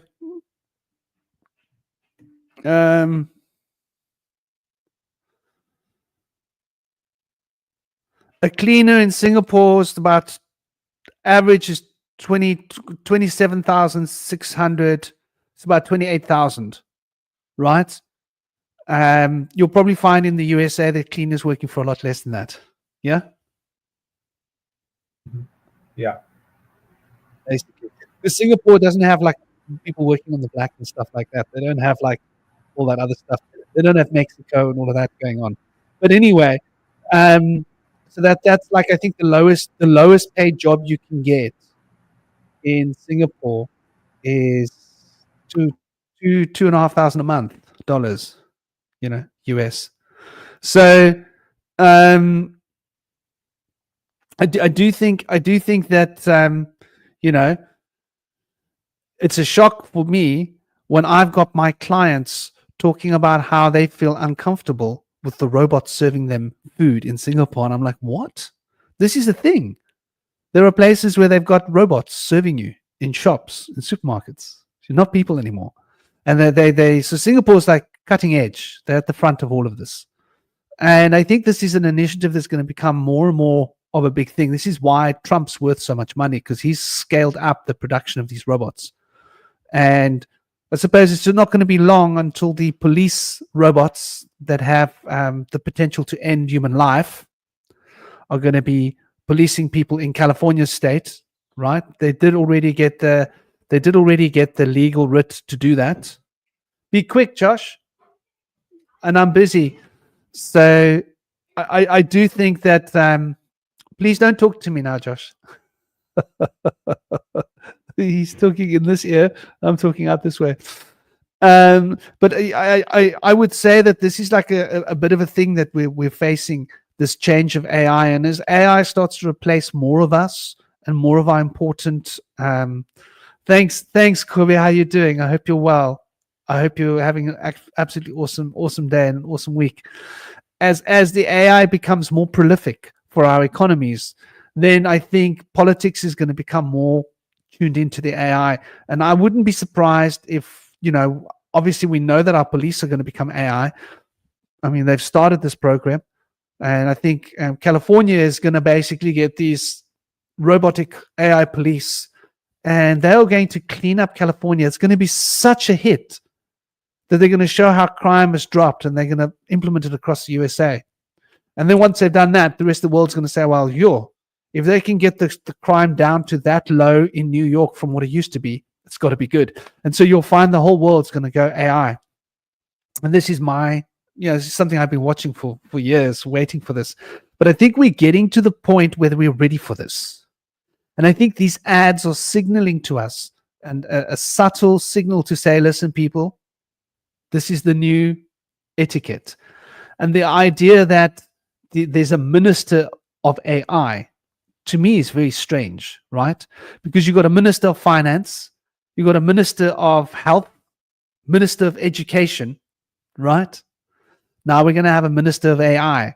And I think that what they're suggesting to us is that AI is going to have an important role in running the world. So where are we? Where are we in this story?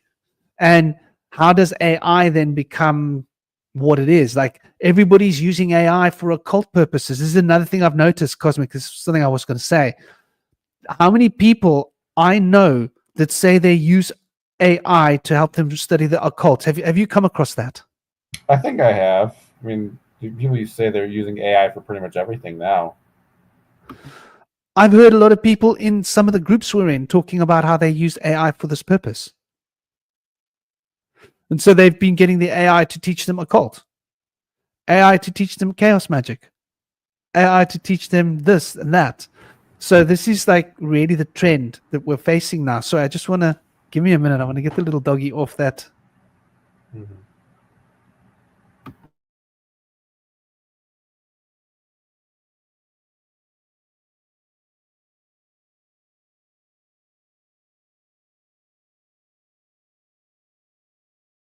I think what will also be interesting is though that there's going to be cops that are going to build their own robots, but that makes me think of like gangs and mobs. They're going to be creating their own robots to fight back. So it's just going to be a bunch of like robot wars and stuff. That'll be interesting. What do you mean by robot wars? Like between countries? Because you said like the police force, they're going to use robots and AI, and then I'm thinking, well, what if the crime lords and the mobsters, the gangs, maybe they'll start using robots too to fight back. Then we'll have like cyborgs that'll like will bring a knife to you and ask for your wallet. Like that's also a reality. Yeah. Well, you won't have a wallet anymore. Right? Right. They'll probably scan it off you or something, or they'll just suck away your credits. That's where we're at. Like cash is being done away with here in South Africa. I'm pretty sure it's happening in the States as well, right? I mean, cash is still used, but yeah, it's kind of like, I don't know, I guess it depends where you shop, but there's still cash registers and stuff for a lot of things. But I wonder what the mission is. Yeah, me too. It's not on the verge of becoming cashless society anytime soon. But I know that the South African government is on a mission to do away with cash. They're removing all the ATMs. Yeah, it's not a good sign. And this is happening all around the world. You know, they're literally they're making it harder to get cash and harder to use cash. And they're making it easier for everything else to be done with like EFT, electronic financial transactions, and a phone swipe. So you can swipe your phone at the shop. Apparently, you guys don't have that technology in the US, do you? What with use the phone to you can use a phone to buy things at a cash register. You can just swipe your phone, right? Yeah. It's interesting, the way the world is moving so fast in this particular direction. And I think so, like it's getting to the point where we are being sort of ushered down this road where there won't be cash, there won't be other options.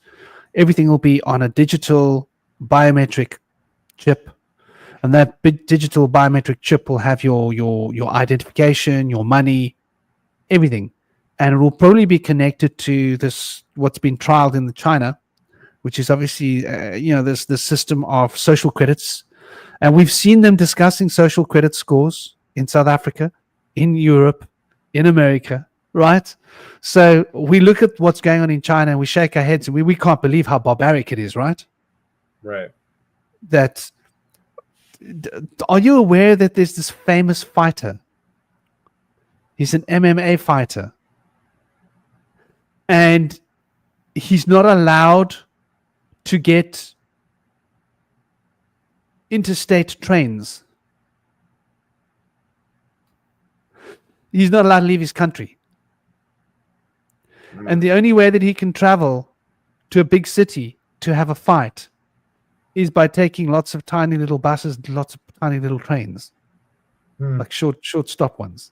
He's not only allowed to use short stop transportation because of his social credit score being low. And he's not allowed to go and compete internationally because of his social. So I think our social credit score rating in the future is going to also affect what access we get to the internet. Yeah. Right? So all those people out there that think, and there are a lot of them, there's a lot of them, they think, no, wow, there's I use this Bitcoin thing, and I use that thing, and I use this, there's all these new things that people are using, and they forget the one bottom line fact: you need access to the internet, right? To use any of this. And once the social credit social credit score systems are going to be embraced, because it seems to be the pattern that's going to be getting pushed on us, one way or another, that's when we're going to start to recognize and realize how screwed we are without cash. Because literally, they'll be able to affect what you're allowed to spend your money on. So if you've got a low social credit score, you might not be allowed to buy alcohol. Hypothetically, right? You won't be allowed to buy airplane tickets, right? This is really happening in China. You won't be allowed to, purchase tickets on trains or buses, unless it's a short stop, like a local tiny little shoot bus, So, like, I think we're moving towards that era now. And I think these two chicken ads are sort of, like you say, they're trying to play on that, like, oh, yeah, we're with you. But they're also not hiding the fact from us that we are moving towards a dark utopia. If I can use those words, is there such a, no, not utopia, a dystopian, because we literally are moving towards this crazy phase of life right now that seems to me that we've reached a point where hitting the brakes seems almost impossible. So it's how we're going to move through this and how we're going to move forward with this is what's going to define us. And I think people are going to have to start getting other alternative forms of trade, between ourselves that has nothing to do with digital. And I think that all these people, have you heard of Pirate Chain? No. Pirate Chain is being pushed. There are people telling the world Pirate Chain is going to save the world. People, Pirate Chain is going to protect your. It's going to protect you. It's going to keep you like your privacy. And I'm sure that for a certain period of time it might. But like I don't think people are realizing just exactly where we're going and how this is going to end up moving us forwards. For example, a lot of these internet companies that we were talking about, they're based in Israel, right? These security companies. How many of our do you use a network mask, Cosmic? Network mask? Yeah, like or a network that's like a remote network to access the internet for security purposes. You know what I'm talking about? I'm not sure, honestly. Like, I think a lot of these network companies are based in Israel. Right. And so the IDF is getting access to this information, and I'm sure that they sell it. Right? And Eshkelon used to be the big talk of the world. I do remember Russia refusing to be a part of Eshkelon. Do you remember that? No. When did Russia refuse to be a part of Eshkelon? You know what I mean by Eshkelon, yeah? No. It's a big database. Okay. Every SMS, every bit of information from your internet runs through this database. Everything. This is running through it. If Eshkelon is still working, did they decommission Eshkelon? Do they have a better system? Have they now got a better AI to police the web that they don't need to run it through those physical Eshkelon servers? So for those that don't know what Eshkelon is, Eshkelon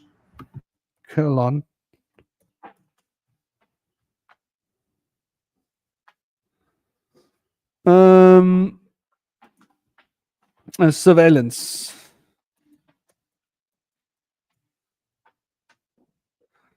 Echelon. Okay, so let's see what they say here. Let's grab it quickly.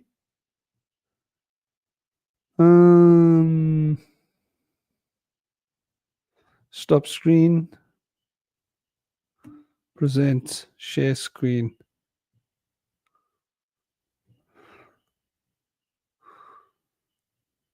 And let me put off that. There we go. You should be able to see it there, yeah? I'm pretty much sure everybody knows. It was originally a secret government code name, is a surveillance program, and it's a collection and analysis network operated by the 5 signatory states, the UK, USA. They've got the security agreement, and it's Australia, Canada, New Zealand, England. I think, though, that there were other countries that were being spied on by Eshkelon as well. But I know that Russia pulled out. Russia was sharing intel that was going through Eshkelon servers. They stopped sharing intel. This was like about 10 years ago. I remember a big story. So this was running through the 60s, right? So this, in 2000, it started including signals intelligence. right? And the government headquarters was in the UK.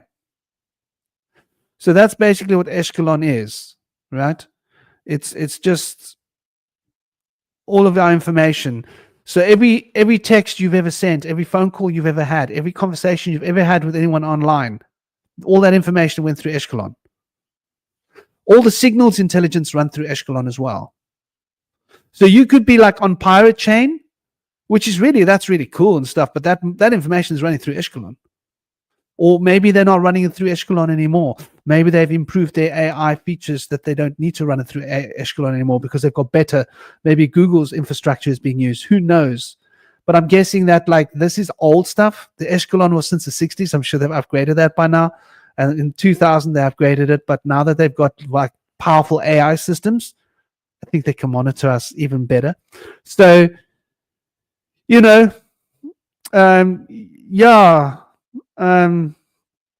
Tavistock. Yeah, Tavistock. That's one of their favorite ones. I knew a guy by the name of P. Tavistock, and he was a recce. He was hardcore. He used to go on these missions. A recce in South Africa, by the way, for those of you who don't know, is like a special forces assassin. And so yeah, he used to go and do those missions. And he was quite messed up. He was quite badly messed up by it. But yeah, that Tavistock family name, his family was a whole nother family name. A lot of the Tavistock families are deeply embedded into the military, Manchurian candidates and such. I reckon this guy I knew was a Manchurian candidate, for sure. For sure. Yeah. And he used to always like to help the young boys in Cape Town. And he used to attract to himself a group of young gay boys. Like, he was always looking after them. I never quite understood what was going on there.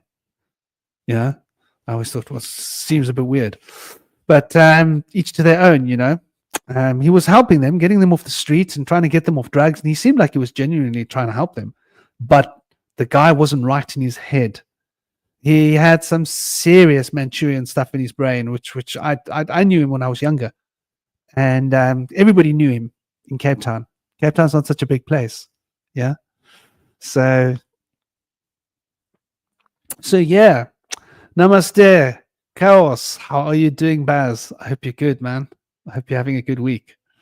So, getting it back to the story of these dark media PSYOPs campaigns that we've been observing.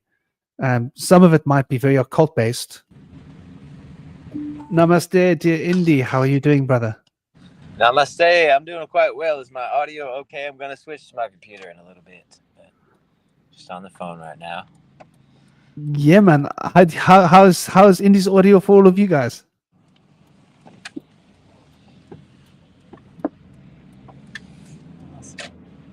Cosmic, can you hear him well? I can hear him. It's just a little bit quiet. That's all. It's mostly okay. All right. I'll try to speak up a little bit. Well, namaste. For those of you that don't know, Indy is he's a shadow worker. He's an occultist. He's an anthropologist. He's a researcher. He's been through some interesting things in his life as well. He's the one person I know that survived a SRA cult attack, right? Well, I mean, I've known people who've been ritualized since they were kids, but they were gonna finish your life, weren't they? So he's been through a lot, and so he helps people engage with their shadows. He's also just a really lovely guy. Namaste, dear brother Indy, and welcome.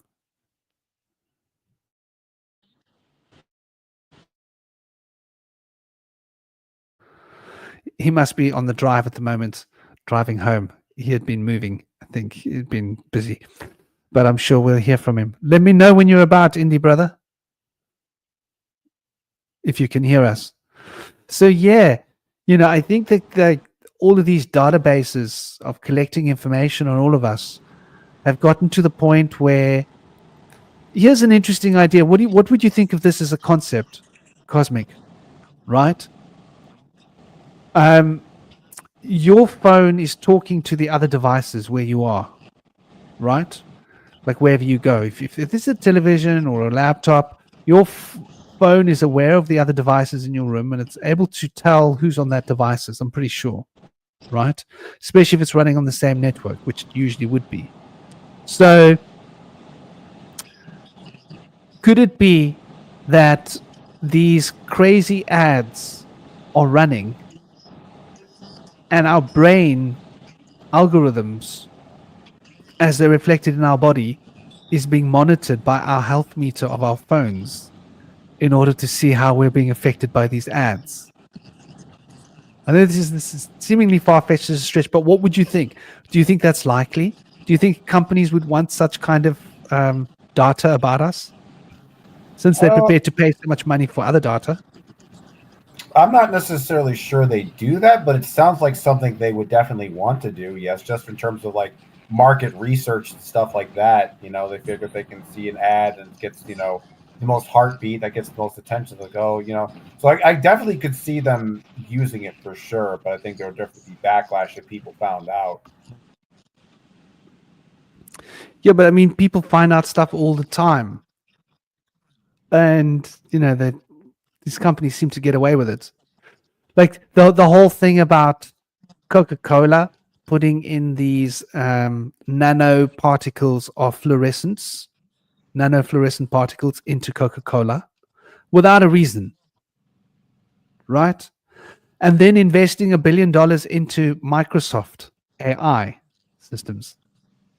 Damn, What does that tell you? sounds fishy. It tells me that Coca-Cola is partnering up with you know, whoever's releasing the software on these phones, and that they've got the AI systems to help monitor, and they've put the fluorescence into your brain. And I'm pretty sure that when you've got fluorescent nanoparticles floating around in your brain, when your brain fires up, your phone sensors will probably be able to pick that up. Do you think that's a fair assessment, considering how sensitive these sensors are to what's going on inside our bodies? It's not like it's an MRI scanner, right? Let's not pretend it is. But if you've got phosphorescent nanoparticles floating around in your brain, and then it's going to light up your brain in a different way, it's also going to go to different organs. It's probably going to affect sensors being able to read your information. So when I saw this was about 2 years ago, a year and a half ago. Was it a year and a half? Maybe it was a year and a half ago. When I saw this, my mind was blown, because I was like, what purpose would Coca-Cola have to invest $1 billion into AI systems at the same time that they start putting nano particles into Coca-Cola, which are fluorescent? And there can be no other reason. I mean, what reason could there be for putting fluorescent particles into Coca-Cola that you can think of? Give you that spark inside, light up your life. Yeah, they want to light us up. They want to light us up like Christmas trees. Are you driving at the moment, Indy? Yeah. Sounds You like are, yeah? Cool, man. So to me, when I look at this story, I get an impression that Cosmic, I think they already are doing these things. That's what I'm getting at. I guess I'm looking into this for a second. It says that yes, they found these nanoparticles. I'm not seeing anything about them intentionally putting nanoparticles into the Coke. I'm not seeing that anywhere. Look, they have quality control, right? Yeah. They know what's in the Coca-Cola. They know these nanoparticles are in there. Where do nanoparticles come from? But does that mean that they're in there because they're incompetent and that they don't care? Or are they in there because there's some evil guy going, I'm going to put some evil nanoparticles into this Coca-Cola so I can control people's brain? I mean, I don't know. Like, I need more evidence, because that's just correlation doesn't necessarily imply causation. Like, unless I see something like where it says that, like, you know, corporate executive of Coca-Cola decides he wants to put nanoparticles deliberately into it. I don't see anything like that when I'm looking into this. Okay, so how much does it cost to manufacture nanoparticles? fluorescent. Because where do they come from? I'm imagining someone had to pay to make them.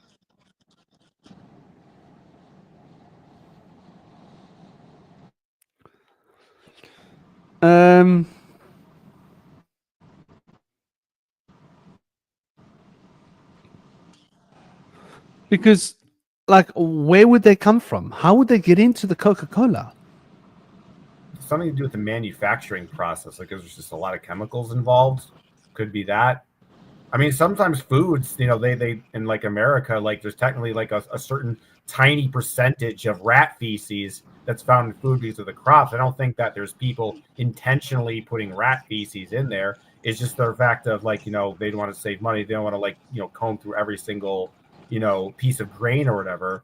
Like I'm not trying to doubt you, but it's like you say that there's nanoparticles found in the Coca-Cola. Okay, I can accept that. But then you make a leap, then you imply that it's almost like they intentionally put these particles in there for nefarious purposes. Now, that might be the case, but I don't necessarily see any evidence for that being true. But, okay, let me put it to you this way. You're a multi-billion-dollar corporation making a product called Coca-Cola. When people find out that there are nanoparticles that are fluorescent in the Coca-Cola, are they going to freak the hell out? Man. Could you lose billions of dollars? Oh, baby. I got 3 bars. This is where my brain goes. There's too much money to lose. You wouldn't just let that happen willy-nilly. You would have done the research into the recipe of what you're doing. I'm pretty sure you've very carefully researched exactly what you're putting into that Coca-Cola, and you know exactly what you're doing.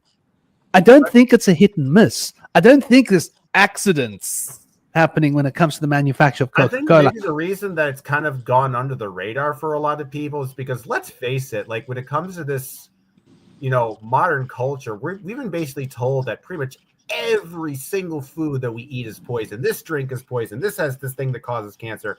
And it's like, it's to the point where it's like, people don't pay attention to it anymore. It's like, oh, it's like, okay, hippies, literally everything we eat is poison. You just kind of tune it out at that point. So I think that probably could be the reason. It's just like there's a flood of this because we're basically told, you know, like we can't eat this because of, you know, corn syrup and all these dangerous chemicals. I mean, like if you look at the way this food is, you know, talked about, like, and then next year they say, oh, this thing that we said was dangerous is actually healthy, and this thing that we said was healthy, this is dangerous now. So I just think whether you believe in it or not, we're already in this very confusing sort of the culture when it comes to, you know, food and dieting in terms of what's healthy and what's not. And it seems like there's like almost divisions of people in terms of what. So I think when people see that there's like, you know, nanoparticles in Coca-Cola, they just think, oh, this is just more of the same, you know, toxic food stuff, and they don't really think much of it. So I think that's probably why Coca-Cola doesn't lose money, and the fact that, you know, it's been around for hundreds of years, and it used to be that it was made with cocaine at first, but then they changed that. Or they used to use Coca-Cola. But like, you know, I just try to make sure that when I, like, you know, find a conclusion that I'm actually, you know, connecting all the proper dots together and not simply just making assumptions about something. So, I mean, I don't know. Maybe it is possible that they're intentionally putting in nanoparticles within it so that they can read our body physiology through some technology. But I don't know. If someone can point an article that proves me wrong, I'll read it. But I don't know. It's a bit of a stretch for me. Namaste, Lauren. I hope you're well. Yeah, I mean, for me, it was a stretch that, like, there's a lot of things that are a stretch for me, right? When I was telling people about transhumanism, like, I remember having an argument or a discussion. It wasn't like shouting or anything. We were having a disagreement about this idea. It was 2000 and I think it was 2004 or 2005. And I was going with my good friend, Dominic Schnell. And he was running At that time, they were still running the Luminopolis, which was a synergy project offshoot. And it was conscious partying, conscious people used to get together and have conscious meetings. It was really cool. It was the best, most conscious thing happening in the UK, right? And I was technically not on the management committee, but I was sort of like an honorary member sometimes. And like he'd just say, hey, come with us. We're going camping in Wales, just the inner crew. And we're going to discuss a few things and we're just going to take it easy. And so I would go with him. And they like the conversation would be like the future of Synergy Project or the future of Luminopolis at that time. And we were driving up there and I was saying to him about like where we're going. And they were like, no, that's conspiracy theory. No, that's too much. No. And these were like conscious people that were like awake. But now they're on the same page. That's like 20 years later. So I've had my finger to the pulse of where we're going in terms of transhumanism since I was a little boy, because I saw it when I was little, right? I had these visions and I saw the future. I saw what's coming, and it's scary as hell. And it has to do with transhumanism. It has to do with these robots in the streets that I'm talking about. It has to do with people being cyborgs. Jokes aside, this is where we're going. And so I've just been looking at what lines up with this. And the idea of nano particles in cool drink is one thing. But when we're talking about nanoparticles that are fluorescent, it means that they interact with electromagnetic fields, right? This is what fluorescent things do. So, you know, why didn't they filter the nanoparticles out of the Coca-Cola? It wouldn't have been hard to do. Because they are fluorescent and they're nano, you could use a form of induction to remove those particles. It's not impossible. And you're right about like people are aware of the poisons, but I think it's the opposite of what you say. I think people are getting more aware of how the poisons are, and so there's a bigger drive towards people eating organic food. There's a bigger drive here in South Africa. There's a bigger drive towards this, right? The supermarkets are being forced to take certain products off the shelves because people aren't interested in them. People want to see more natural, more organic products. And I think there's this big drive that I've noticed in the UK as well towards people paying attention to this. So when we say, well, people are just like, they just don't care anymore. Like, yeah, in the way that they behave, you're going to find that there's a lot of people that are like, we're going to go to McDonald's or Burger King. But when it comes to something Coca-Cola, it's not just targeting that small subsection of society. Coca-Cola is something that's drank by most people, a lot of people. They're soft drinks. So there are people that eat healthy food, but they might allow themselves to have a little Coca-Cola during the day, right? That's their naughty, guilty pleasure. And I think a lot of those people would draw the line if they knew that there were nanoparticles that were phosphorescent in the drink. I think that is a point, because most intelligent people would realize that that's going to have some kind of an effect with the central nervous system, maybe, because it's going to respond to electrical currents and electrical induction one way or another. So I think the moment you start to have that, you've got unforeseen things that are going too far. And the typical excuse that they use is that it's a reaction between these phosphorus and these other elements that they're putting in the Coca-Cola. Right. What's the phosphorus doing in the Coca-Cola? You with me? What are they putting these heavy metals? What are they putting these things into the Coca-Cola for to begin with, unless they're being put in there to react to create these things? Because a lot of the things that they explain. Okay, so let's see. The carbon dots naturally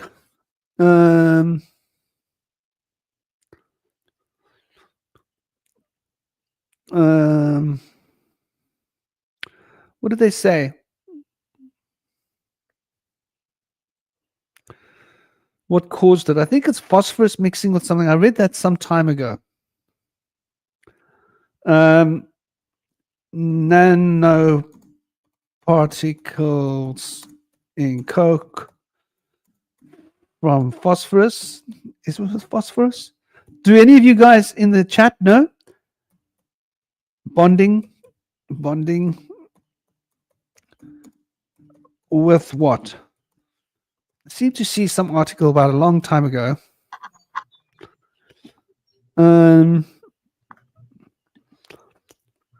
So it's a phosphorus, carbon, and oxygen. Okay. So why is phosphorus added to Coca-Cola? Is that a reasonable question? What is the purpose? Oh, there are no great matches for that. The AI system won't tell us. So they'll tell us that there's phosphorus being put into the Coca-Cola and the phosphorus is reacting with the carbon and the oxygen. Okay. Why is there phosphorus in the Coca-Cola?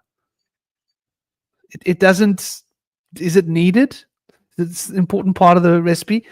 Namaste, dear brother Indy. Are you back with us, brother? I'm back. Apparently, phosphorus can be a byproduct of certain industrial processes and waste. And so it's something that they'll pay you to take away sometimes. So, like, maybe Coca-Cola is like taking a hit or getting a little more capital by allowing some industrial waste products to come into their product. That's why they put the fluoride in the water, supposedly, because it's an industrial waste product. They need to put it in the toothpaste in the water because they don't know where else to put it. They have to pay to put it anywhere else. But people will pay them to take it and put it in the water and toothpaste, apparently.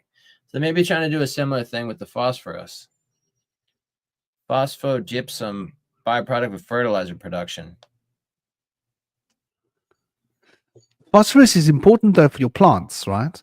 Like, Yeah. if you're going to grow the good weed, Yes. when it comes to just before flowering, you want to hit that plant with enough phosphorus Oh, yeah. because it speeds up the metabolism. Nitrogen and potassium and phosphorus levels looking good. You look bright today, brother. How was your day? Yeah, it was great. I made $100 moving some furniture. We had a lot of fun. They made us some sandwiches. It was a good time. Nice. So yeah, you know, I just find, like, you could be right, Cosmic. Who knows? But to me, it just seems very strange that these phosphorus particles are being observed in Coca-Cola at a time that they've invested $1 billion into AI systems with Microsoft. $1 billion is a lot of money. Okay, this is the beautiful thing. Let me ask you both a question, and I'm just curious to see what your answer is going to be. Cosmic, Indy, how long would you say in terms of days is 1 million seconds? I would think that 1 million seconds would be like a week. It was probably like, What do you think, Cosmic? Are you with us, Cosmic? Okay, maybe Cosmic's gone to have a sandwich. So, yeah, I think it's 11 days. And then 1 billion? How long would you say, just off the top of your head, like just guesstimating? I couldn't do this either. What would you think 1 billion is? that's like 1,000 millions. So that's like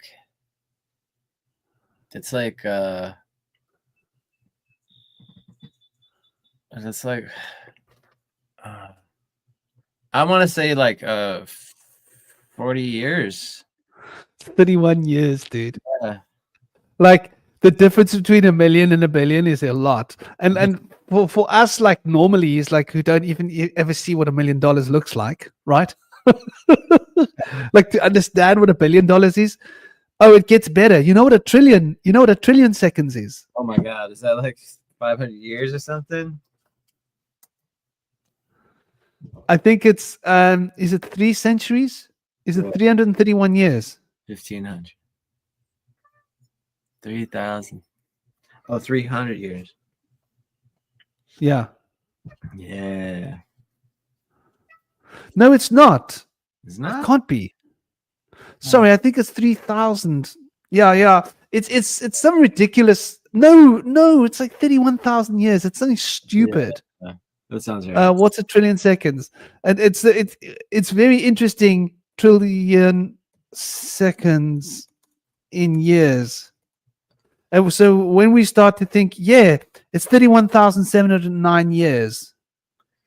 31,000 years. Lord.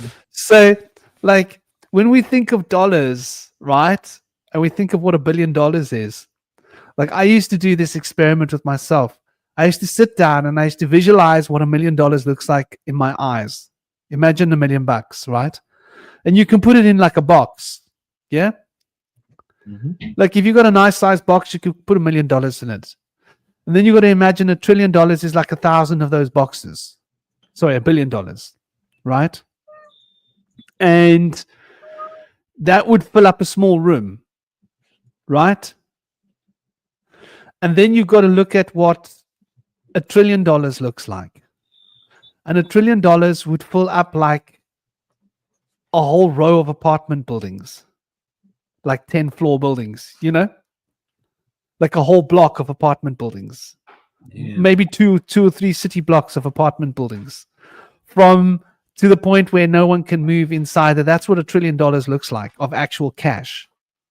And so we get the media slinging numbers at us like billions of dollars and trillions of dollars, but when we start to actually equate the real scale of it, it's a little bit shocking.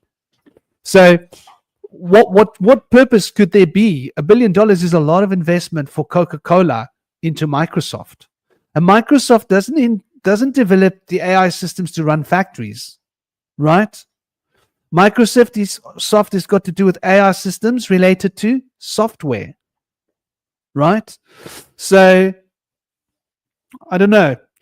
It seems to me that there's something very sinister going on there, and my gut says that it is. So I trust my gut more than what I trust my mind, generally speaking, because I reckon that this is a thing, you know. We're going to see more of this coming out. And I reckon as the AI systems become more developed, we're going to notice more of this information. Probably it's not going to come out so easily. Ori, please go lie down over there, my darling. You've got such loud, big Malamute feet. There's Dada's dog. So what are your thoughts?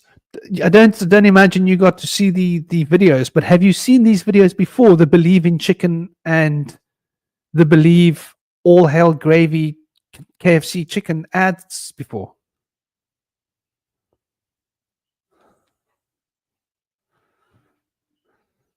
It rings a bell. Is there like chickens eating chickens or something, or like what goes on? No, it's heavy dark. I mean, the All Hell Gravy is basically a ritualistic human sacrifice. Oh God. And he gets sacrificed into this ocean of gravy or this big lake of gravy and comes out like a big Kentucky Fried Chicken piece of chicken. Jesus.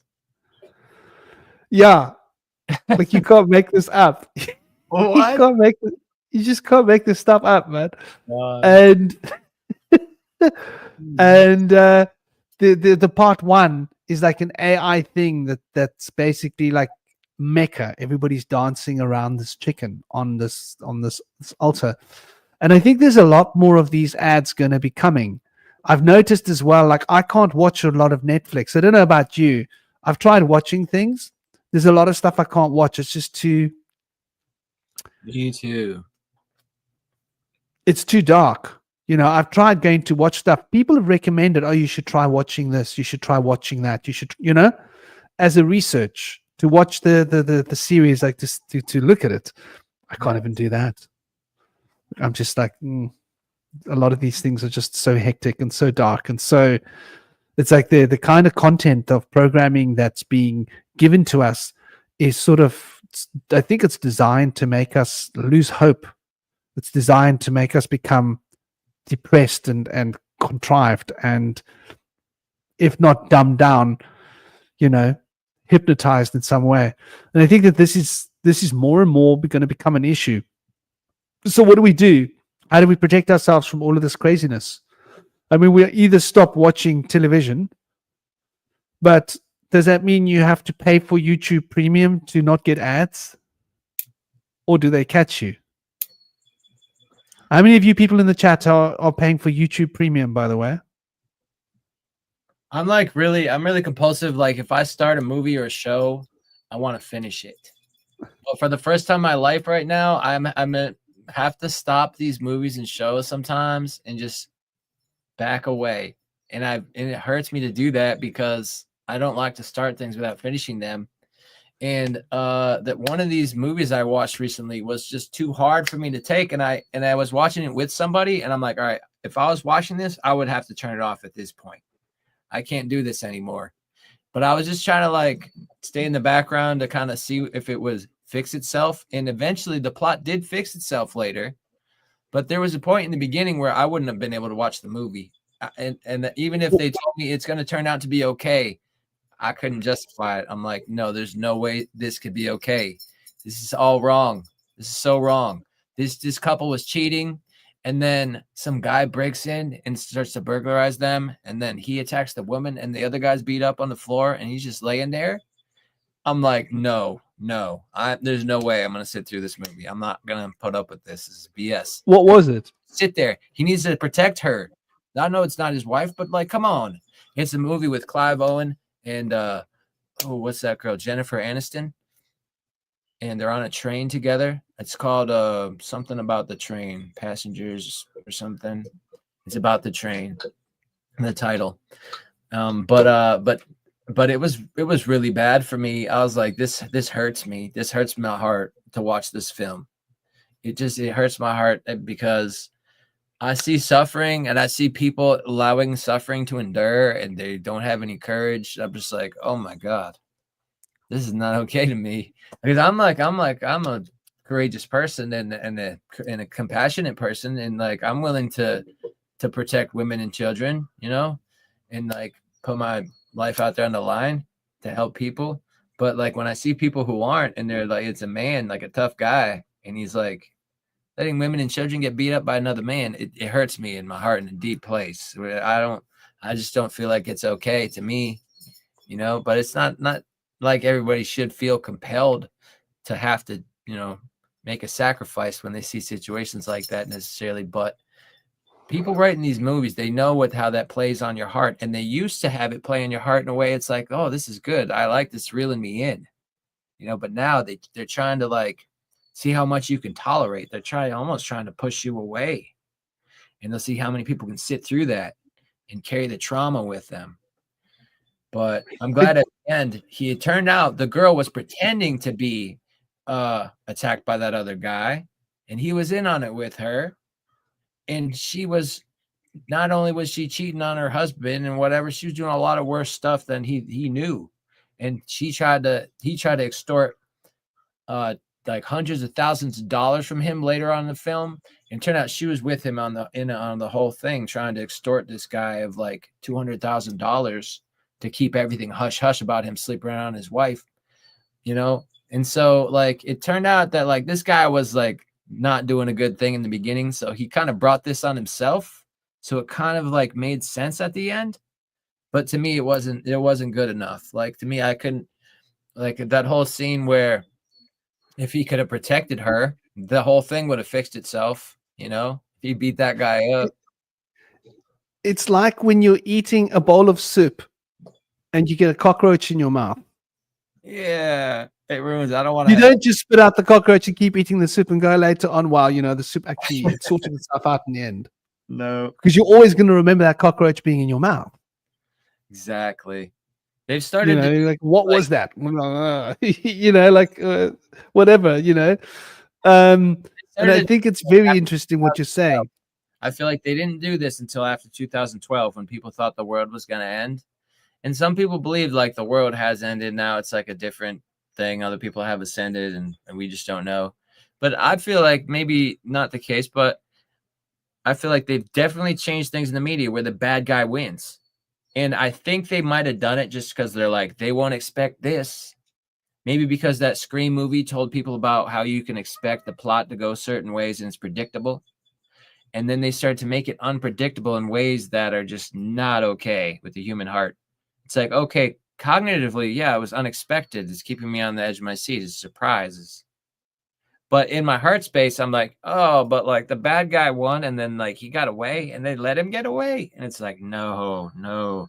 Because when we watch these films in our minds, we have these mirror neurons. So when we see somebody suffering in our minds, we're suffering too. And it's like, we want help. Like I'm suffering right now. I want somebody to reach out and help me right now in the film. Like somebody help me.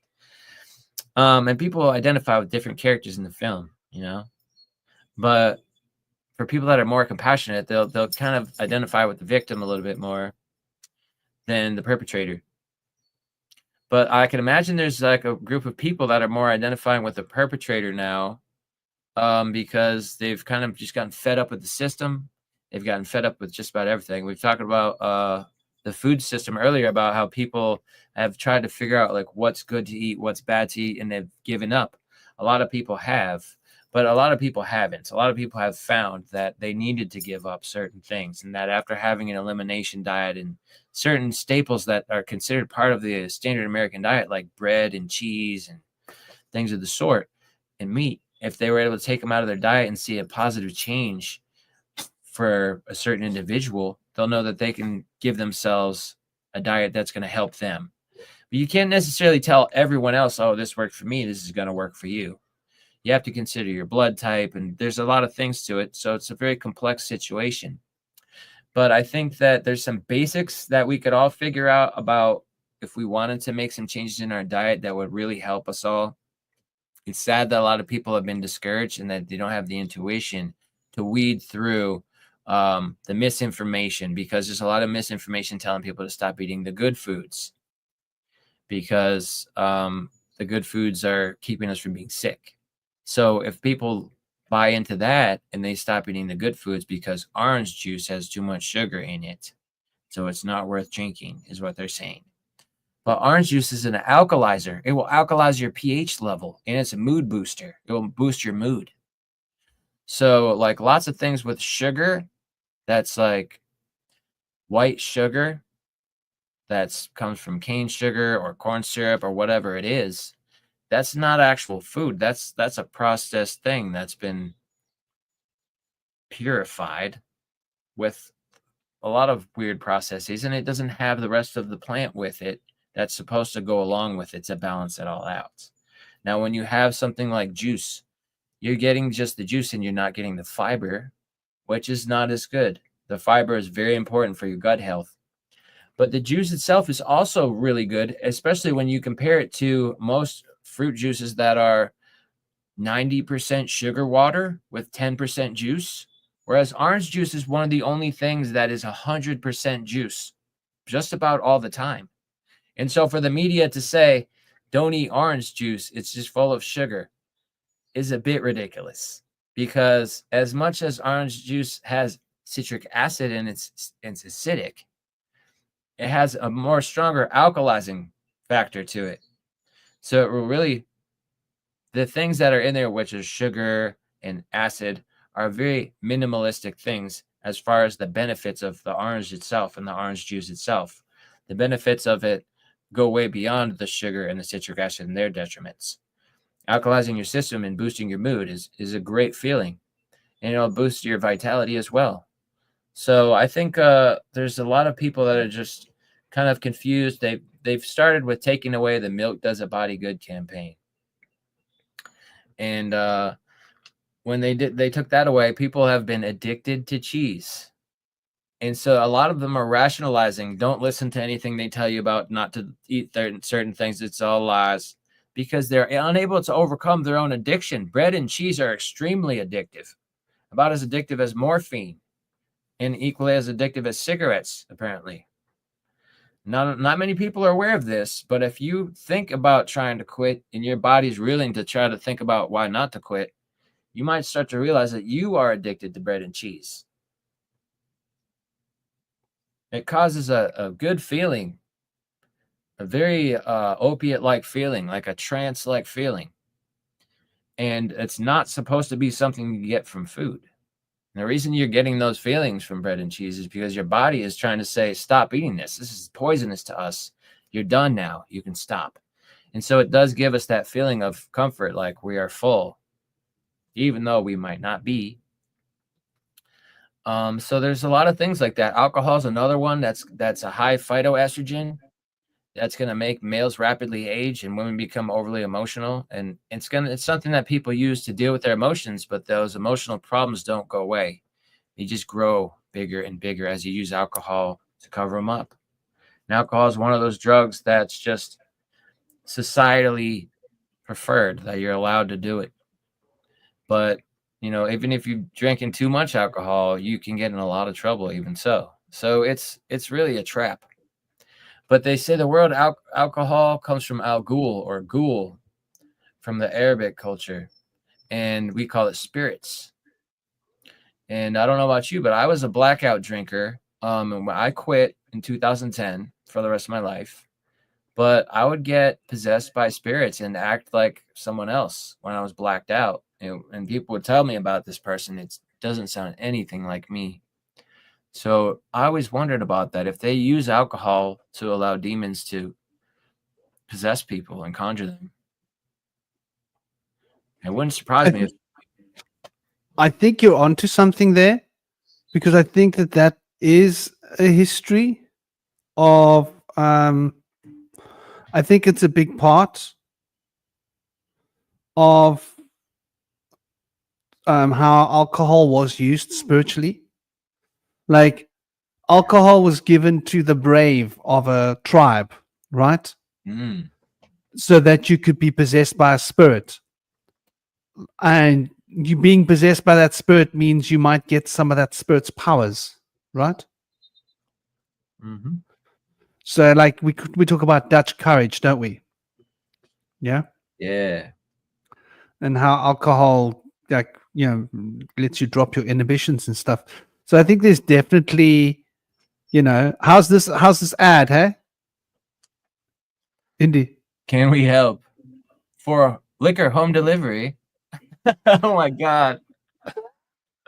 We can help. Are you an alcoholic? We can help. I thought it was. I mean, number. This is what they're doing to us. They're turning it into a joke, like it's not even a big deal, right? Mm-hmm. And a party without alcohol is just a meeting, right? And so this is the kind of alcohol. It's cheaper than therapy, right? Mm-hmm. It's a better option than therapy. It's cheaper. Therapy is more expensive. So, when we start to like really just get a look at what these people are doing and what they're doing in the name of alcohol, I think you're right. There's definitely this idea of the spirits, and this is what I think about AI, right? And when I think about AI and I think about electronics, I think about how they can be influenced by beings that aren't physical. Now, most people don't necessarily make that connection. But to me, I think about AI as being possibly a infrastructure that could be possessed by a non-physical being. What do you think of that? Yeah, I think so too. Yeah, they have a lot of these like enchanted and haunted doll movies, but I feel like potentially if they're able to make these bots carry an energy like us, maybe they could become places that could become hosts to demon spirits, and they could take over that AI bot. Yeah, I wouldn't doubt it. I feel like they've kept this energetic component of our world under wraps and push us into materialism so that we can be so confused about these things and allow things like this to happen. We allow people to make these robots or AI bots or whatever you want to call them, droids. But people don't realize that spirits are real, ghosts are real, and that they can inhabit these things potentially.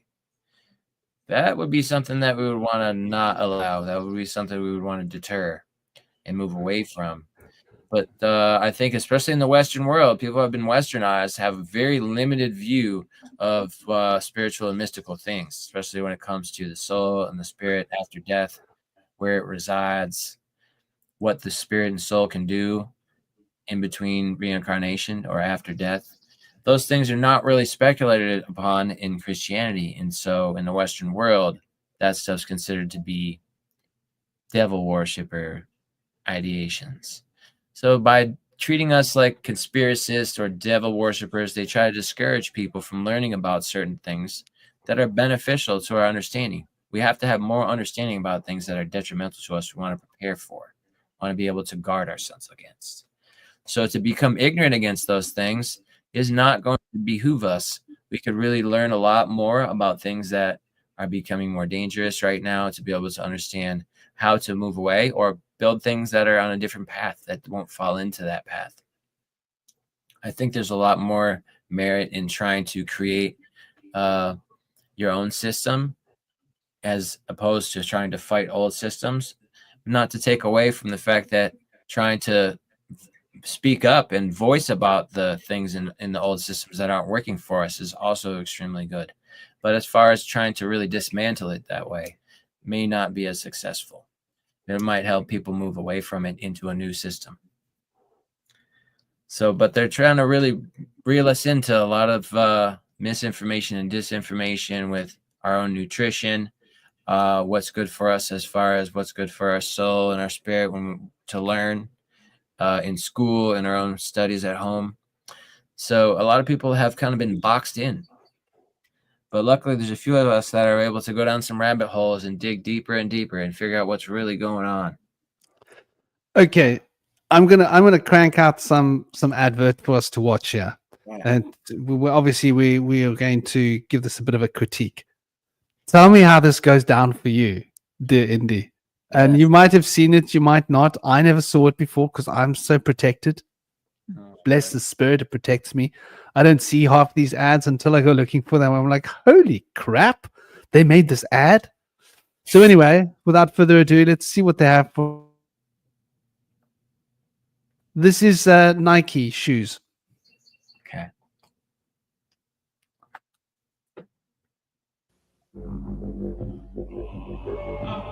And on that day, a dark warrior rose to the earth to destroy the beautiful game.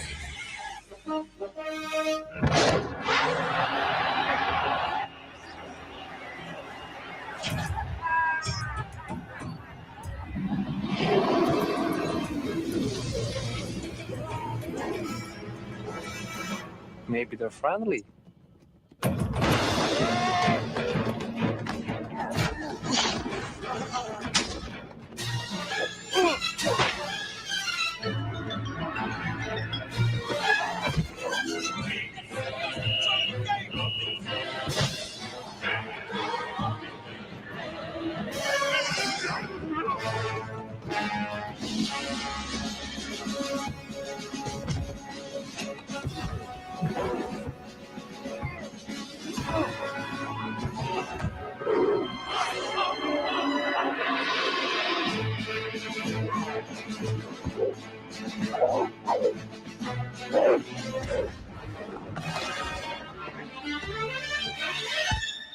Au revoir.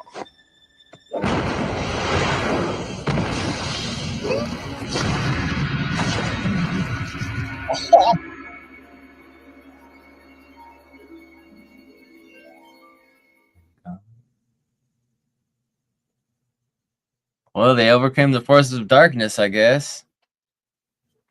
Could have gone worse, but that was pretty scary. I think You can't make this up. that ref right there shows some serious corruption.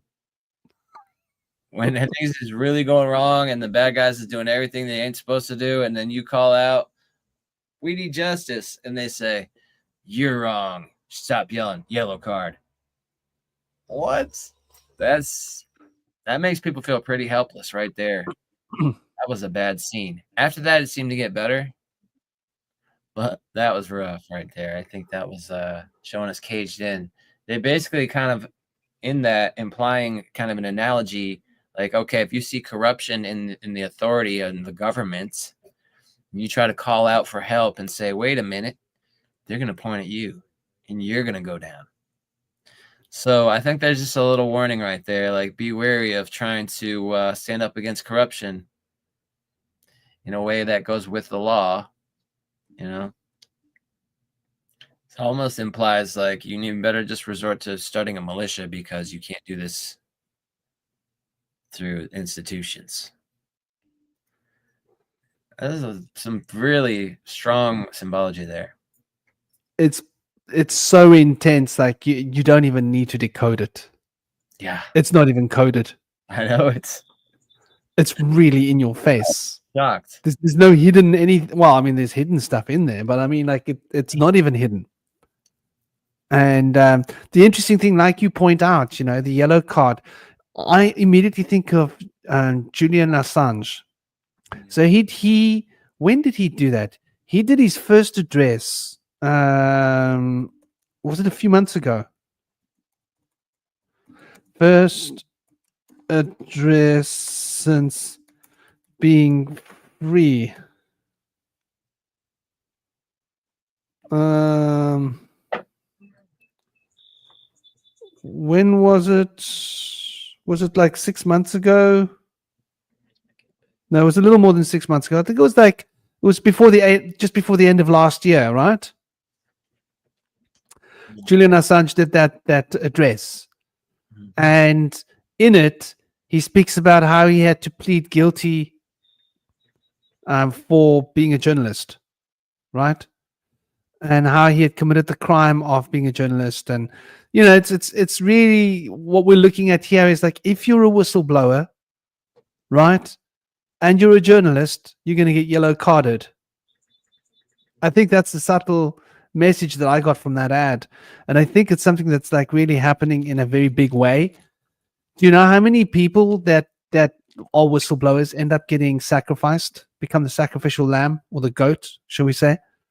They get scapegoated, and it's more and more of a challenge. I mean, look what happened to Michael Jackson, right? Goodness. To this day, people believe that he was doing bad things to children. What are your thoughts? Because you're also intuitive. What are your thoughts? I feel like it was it Sony Records that he broke from? I feel like Sony Records threw him under a bus. He already had, you know, when the government does things that are corrupt, they use things that are already broken to focus on and like put in the spotlight. So like they'll use whatever your impulse is, they'll figure out what it is, and they'll draw you into it, and then they'll capture it on video, and they'll use you as a lever and say, look, if you go out and say anything, everyone's going to know what you did. So I think what happened with Michael Jackson was they told him, like, look, you need to do this or else we're going to do this. And he broke from Sony Records, and they threw him under a bus. They made up all these stories about him doing this and that and the other thing. The real story about him was that he was kind of deterred from being a sexual person by his sister, who had a lot of boyfriends coming over, and they shared a room together, apparently. And so he saw a lot of freaky deaky stuff going on when he wasn't really of puberty yet. And so I think it kind of disgusted him, and he was kind of deterred from becoming like some kind of Playboy type of like celebrity. He was more of like a child at heart. He was just a child at heart. And so they turned that on him. I don't necessarily think that he was a pedophile, actually. But, you know, it could make sense because he was a little bit awkward and stuff. And that would be very sad. But honestly, I'd like to say that he probably wasn't, and that they really did a bad job of misrepresenting him. That he was a wonderful musician. And he had vertigo. He had bleached spots on his skin that can be caused by bread and wheat. Things that are lectins that cut through your gut lining, allow the bacteria to come out and feed on your thyroid gland and your pigment. So he had a natural thing that happens from the standard American diet. Food weapon system got him, and he ended up bleaching his skin. And then he tried to look more white with his nose job, which I don't know if that really helped him much, as publicity. But you know, it was a thing, and he had money. A lot of celebrities end up doing the plastic surgery thing. Do you remember, like, long time before he was accused, that him talking about what they were doing to children? No. And he was talking about, I remember, like, years before him being interviewed. I wish I could find those interviews. What about you guys in the chat? Do you guys recall this? That there were times when Michael Jackson was speaking and he would almost break out crying. And he'd say, oh, no, I've said too much. They're watching, they're listening. Oh, he was afraid. And we know now that he's talking about Epstein and his little crowd of croonies. Yeah. And he was talking about how powerful these people were. He says, like, I can't cross these people. I can't mention any names. That's and he used to talk about what was going on in Hollywood. And then he'd get all scared and he'd be like, I'm not allowed to say this. And you'd watch him literally like he's realizing he's playing with his life.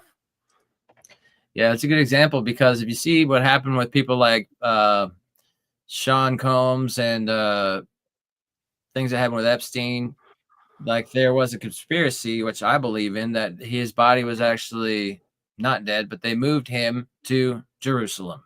And I think it's well known that the Jewish movie stars are being controlled by the Jewish peoples, and all of the broadcasting media, pornography, and human trafficking are being controlled by Israel and Jerusalem, whereas hard drugs are being brought in by the Vatican. And so these are things you learn about. Robert Anton Wilson would talk about this a lot as far as the Vatican bringing in the hard drugs from Colombia and various places and funding that. But we do know that the Jews are funding and responsible for a lot of the sexual media that's being pushed on us to try to capture us by taking advantage of our impulses.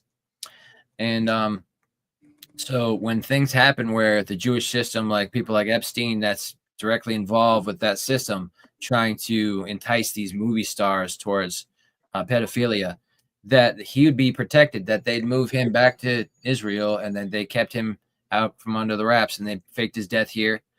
It wasn't very slick when people all saw him the next day in Jerusalem in jail, and his face, you know, is obvious to everyone else that can see through the lies and stuff. But like, for example, like Sean Combs was allowed to get off after all those charges. Donald Trump was as well. There's a lot of people that have. Bill Cosby didn't do so well. So I feel like the people that go against, if you go against a record label or you break a contract or you go against some corporation, you're going to be the guy that's going to be the one that's the scapegoat for all these other people.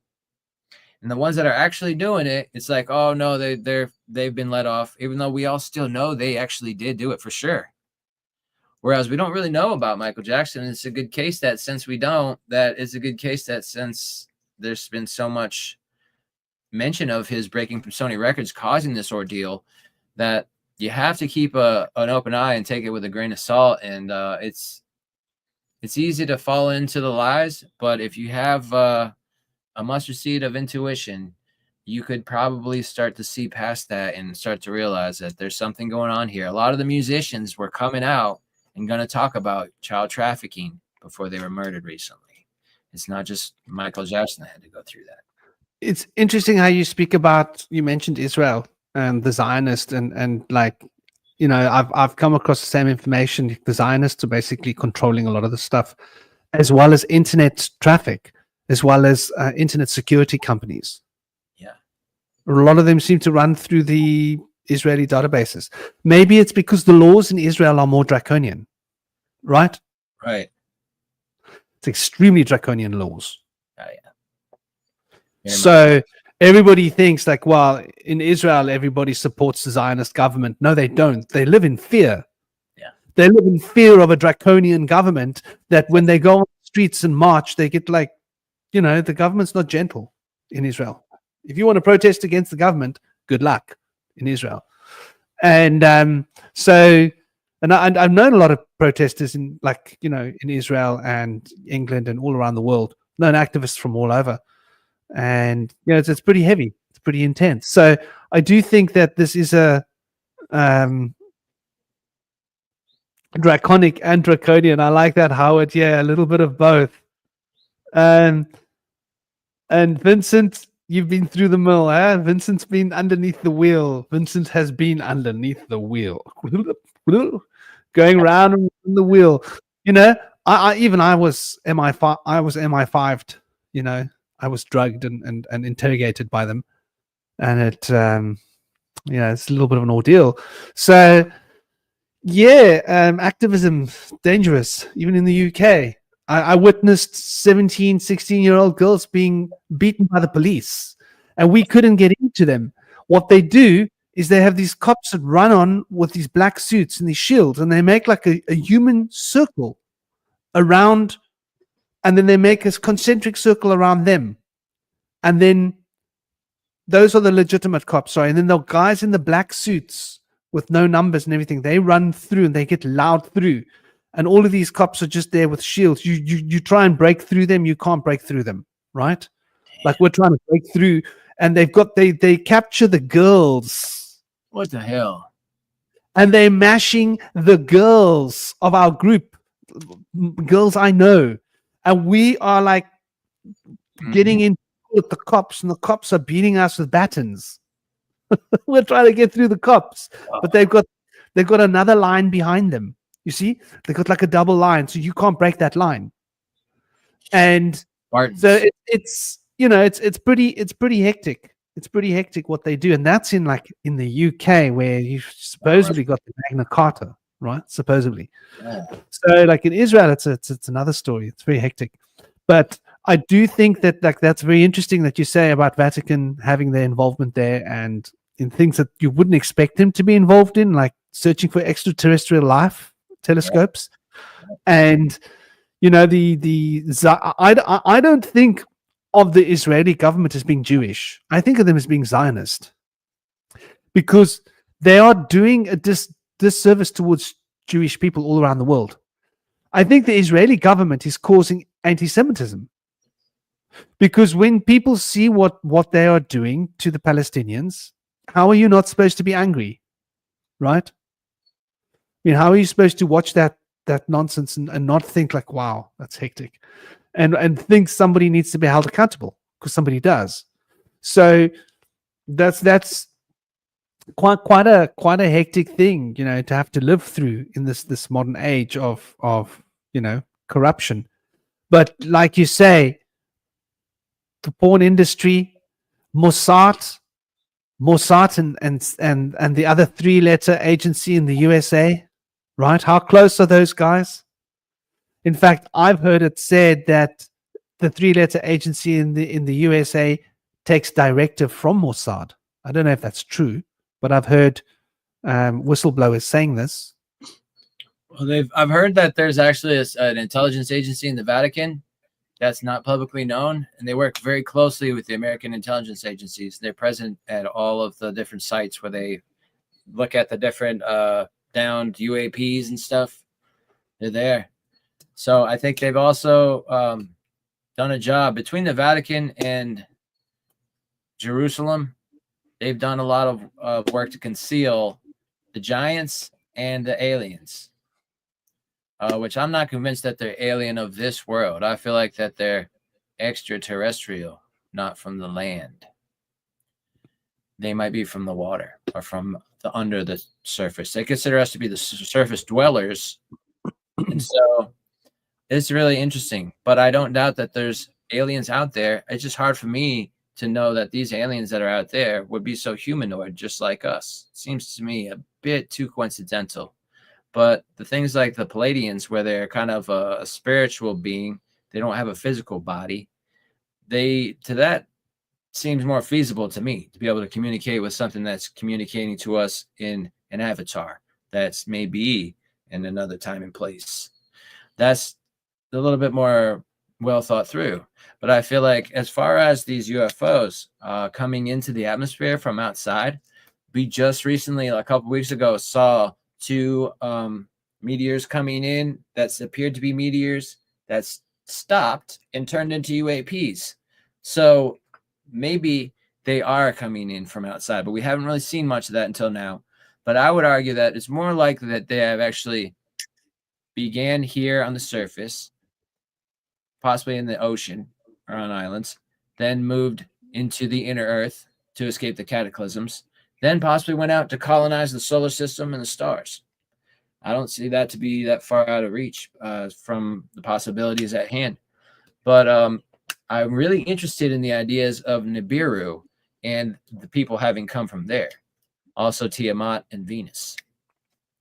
So as far as we were talking about earlier, the Vatican being involved with the UAPs and stuff, the Vatican bought our only X-ray satellite, Chandra, from America. and we were using it to find Nibiru, and it was only able to be seen by Chandra. And as soon as that started to become news and people started to get interested, the Vatican bought it from us. We no longer had access. So there's something going on there. And if there is aliens, I'd love to know all about this. They've been so confusing to understand really what the real story is. But there's more and more information coming out every day. This is where we get back to AI, Yeah. right? Google. I remember how beautifully free Google was 25 years ago. I feel so sorry for the youngsters. I really feel for them. They believe that they can like trust Google, and I've noticed this in a lot of the groups. Like a lot of the people are like 20, 25, 28. So I'm like, so what were you doing in 2005, 2004? Well, they were like 4 years old. Okay. They don't know, right? So they've only really been like paying attention to what's been going on, after that, when things were really starting to change. But there was a time in 2004 and 2005 when the internet was free. Like anything that you wanted to find, you could find, and there was unrestricted access to information. And just every year, it just tightens up. And it's getting to the point now where like you just can't trust what you get on the internet at all. It's getting really.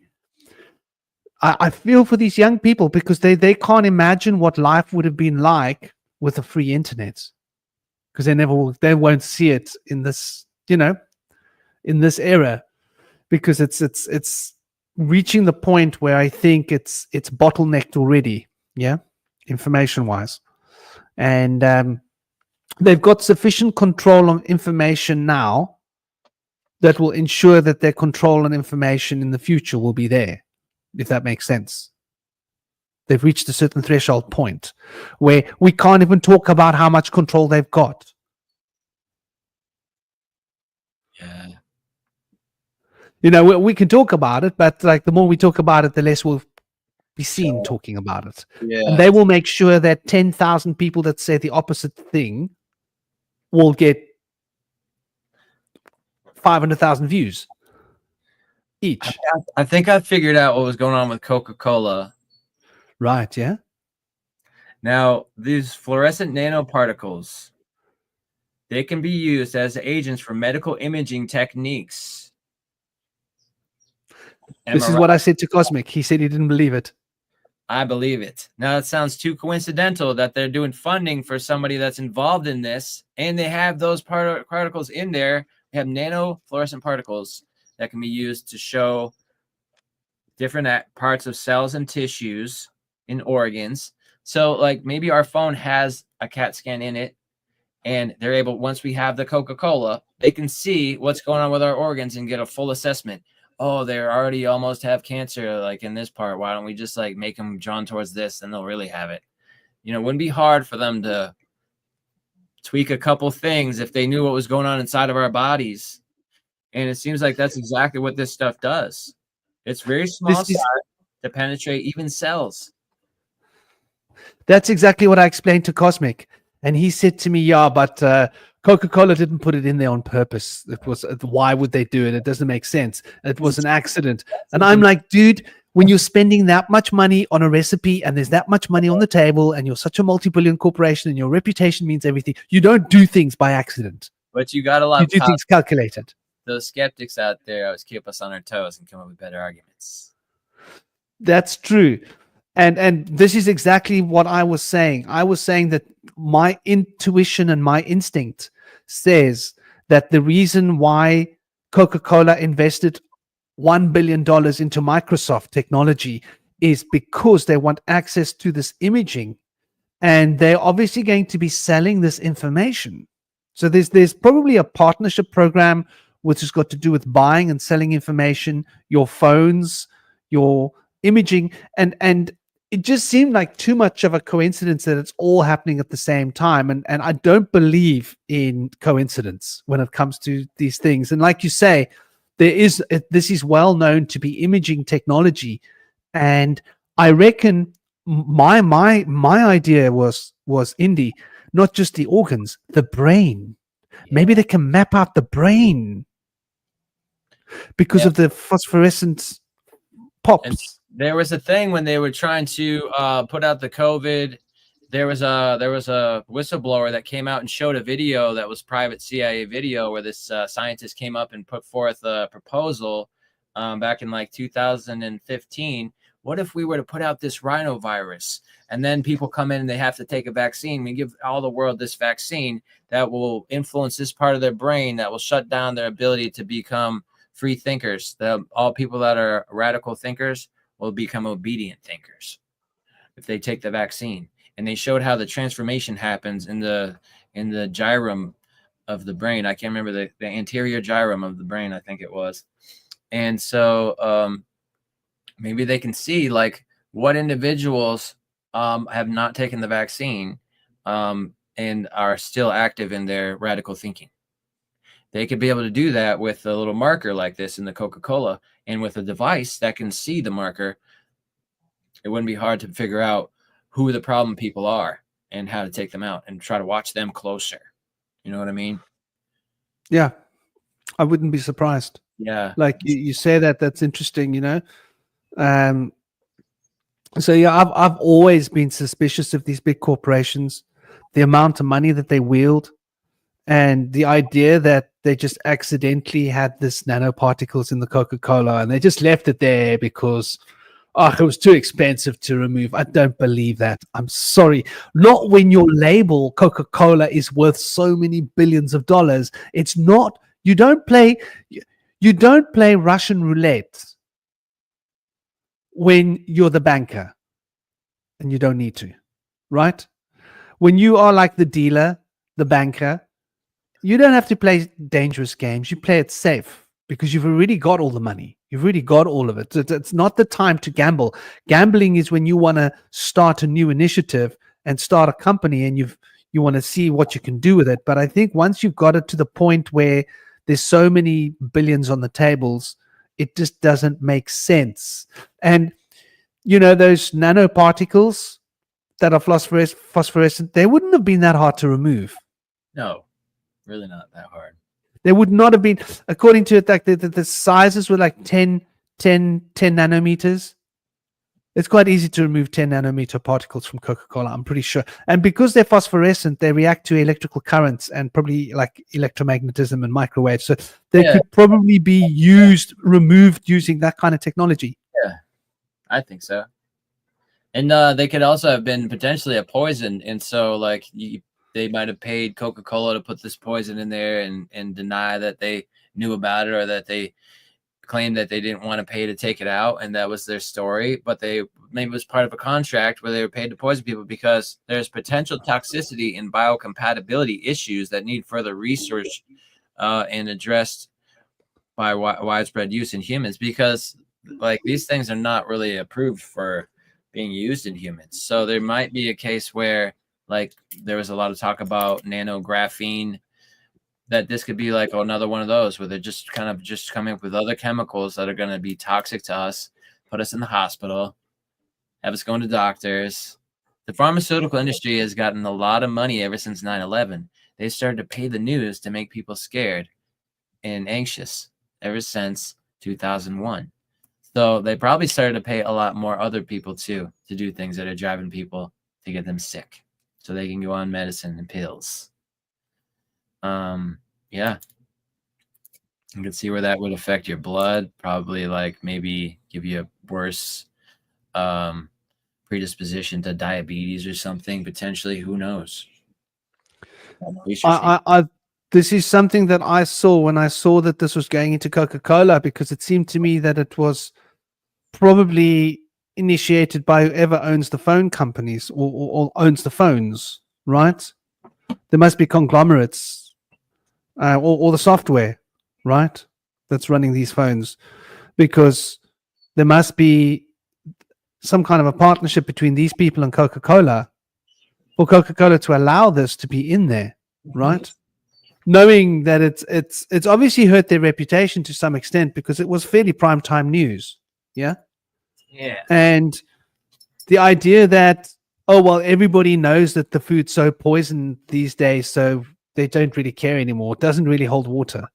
I don't know what's it like by you. Are people starting to become a little more health conscious? Yeah. I think it's the same situation like I mentioned before.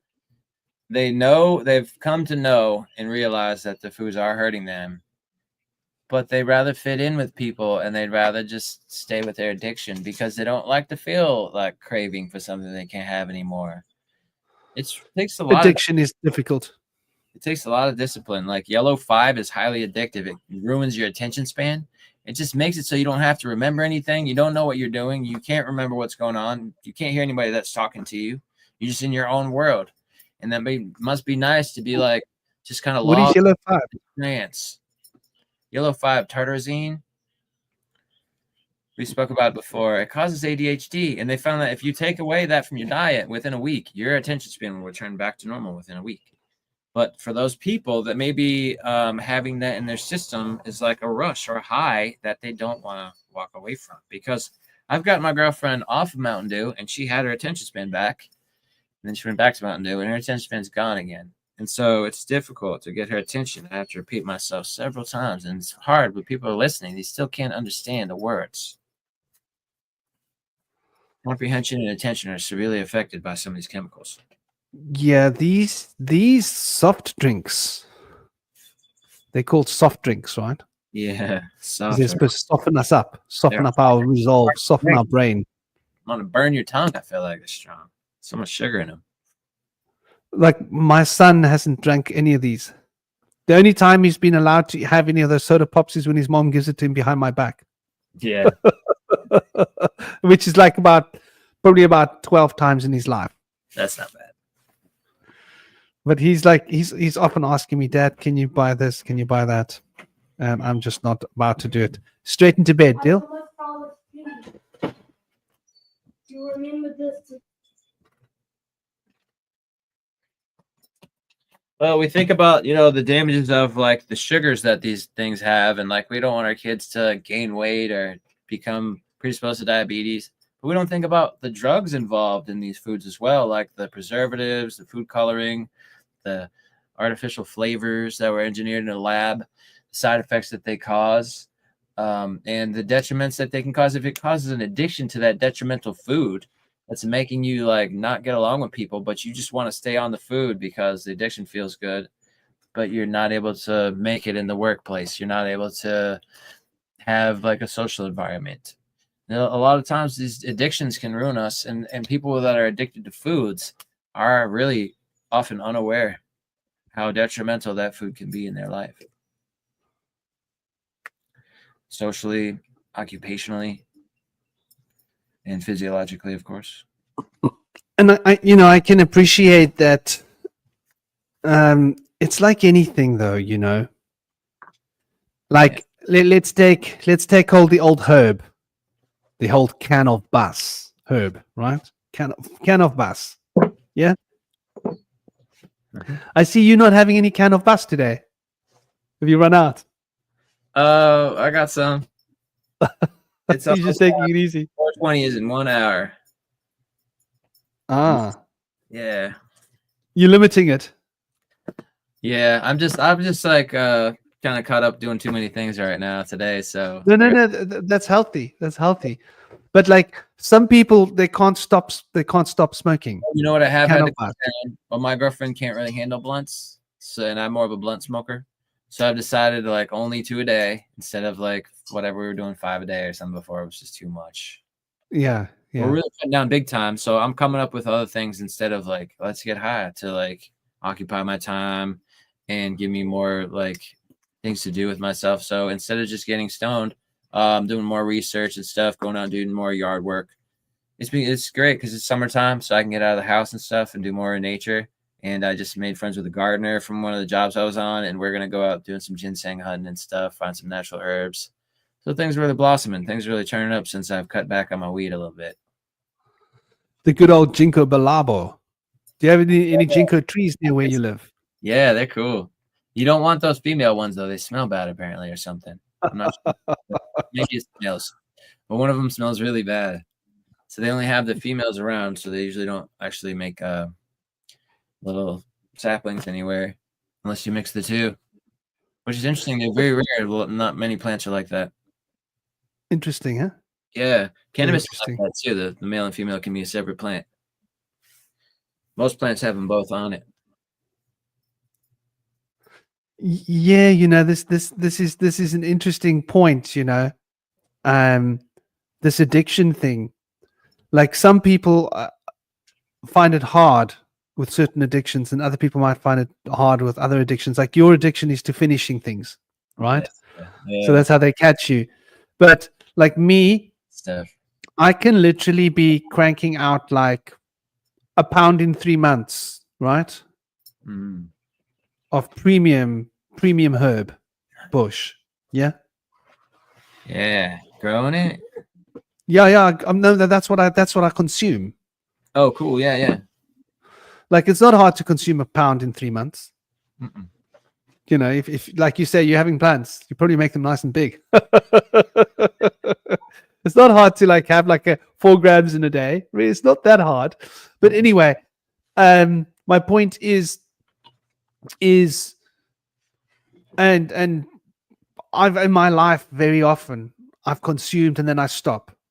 Coffee I've consumed and I've stopped. Coffee, I was very addicted to coffee. I was drinking when I make coffee, I've got like one of those little Italian things, you know, makes the really good coffee. Nice. When I make a coffee, I make like a triple espresso coffee. Yes. I would have like 2 of those in the morning, right? And then I would have like 1 or 2 more in the day and maybe another one later on, maybe even in the evening. Like for me, I could have 12 espressos in a day, easy, of coffee, because I love coffee. And when I stopped coffee, there were withdrawal systems. Like a lot of people, I think, are addicted to these things because they just can't stop. Yeah. They don't have the, because it's not easy when you stop doing something that's a drug, right? I don't know. It's really interesting. Like everybody's got these different sort of levels of proclivities and addictions. And I think maybe this is what those nanoparticles could help to determine what your proclivities and weaknesses are, right? By looking invasively into your body and knowing what to advertise to you, knowing what to get you with. Because I do think that this is one of the big problems that we're facing today. Like, what was it that I saw an advert? Coffee is going to be coffee global industry worth. What is the global industry of coffee worth? $200 billion. It's a lot of money, huh? $200 billion. That's what coffee's worth on Earth. So it makes you think, you know, really gets the old brain working.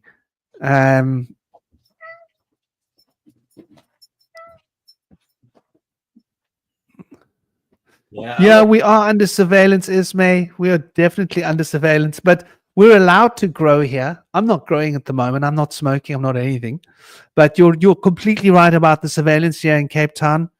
I mean, it's like that everywhere, right? It is. You drink Jacobs when you stop for a week, you get a headache. Yeah, that's the thing. I had to deal with headaches when I stopped coffee. And I'm not someone that gets headaches. Do you drink coffee, Indy? I didn't start drinking coffee until I turned 30. But now I drink coffee. I try to limit it to 2 caffeinated beverages a day. But I do tend to have one in the evening sometimes after I eat for digestive purposes. Yeah, I always used to enjoy having a coffee after food. It's not, I don't think it's healthy, but I used to love it. It has digestive enzymes in it, and it really helps you digest the food. I'm sure they do, but they also keep you like nice and awake. Yeah. Why are you so awake? I'm digesting. Double power digesting. Yeah, man. You're in Pretoria, hey, Ismay? Aye. The surveillance state. Yeah, it's something else, hey. But I don't think you can escape this. I think it's everywhere. I know my friends in the UK complain about the surveillance. At least, yeah, we've got the right to to grow if we want to grow, or to do what we want up to a point. Even the Medical Association of South Africa forced the government to put what's that medicine that people were saying were for horses? The COVID medicine. All that nonsense. They said it was for horses. But yeah, okay, sure, they used it for horses as well, but it was actually originally for humans. Ivermectin. Yeah.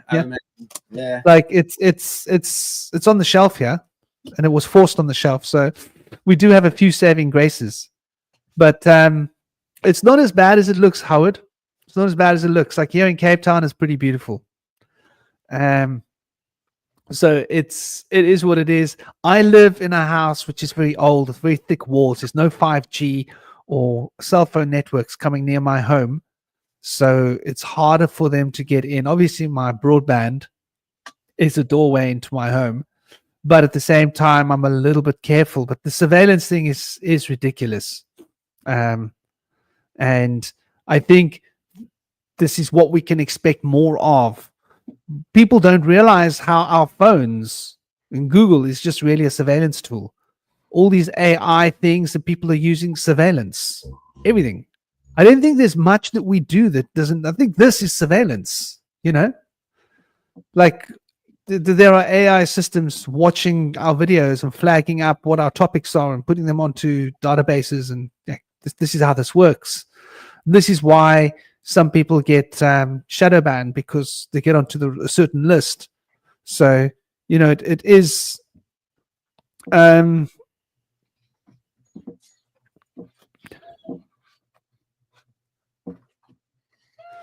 Yeah, it's made that you have to ask for it. I'm sure you have to ask for it, because there are big companies that don't want that on the shelf. But that's one place where our constitutional courts worked. And there were very few countries, the constitutional courts, that actually did that. Actually stopped the government and said, no, this is being used for 50 years. There have been at least 500,000 prescriptions for this drug given in this country. We are not going to pretend it's horse medicine and take it off the market. It's got a track record. It's got a history. There's not been any consequences as people using it. There's no reason to take it off. But this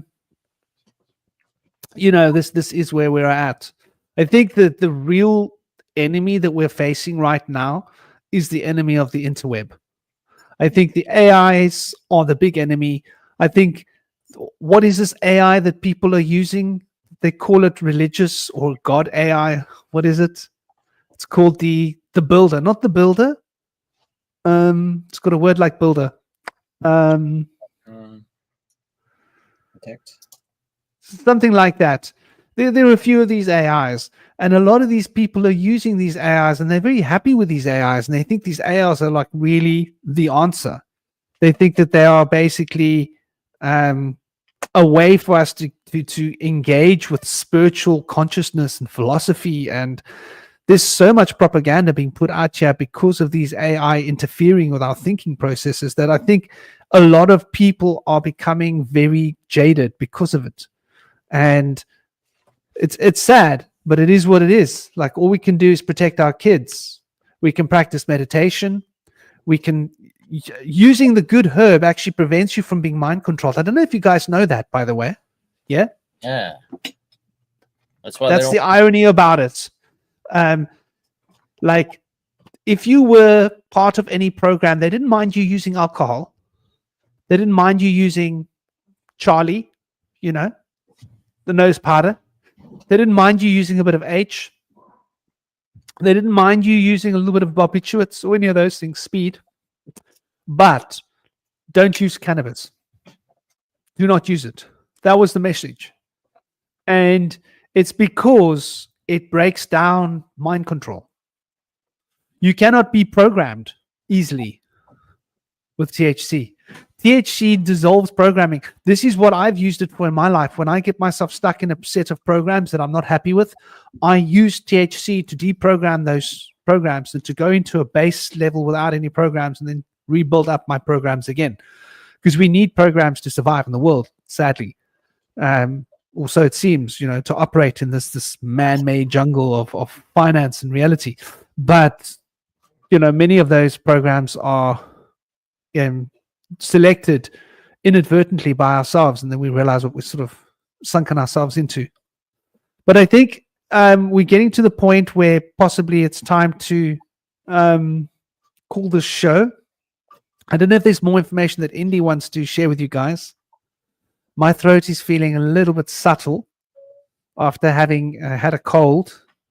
Sort of recovered. Climbed the mountain this morning. It was amazing. Took off my top. Got the sun on my skin. I don't know if you can see, I got a little bit of color back.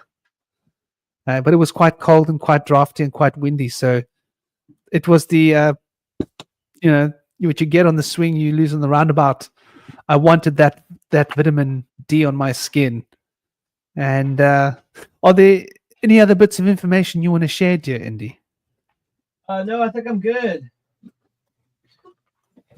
I wish I was here for earlier in the show, but we had a good time finishing it off. Well, God bless you, dear brother Indy. Thank you for coming. I hope your day has been good.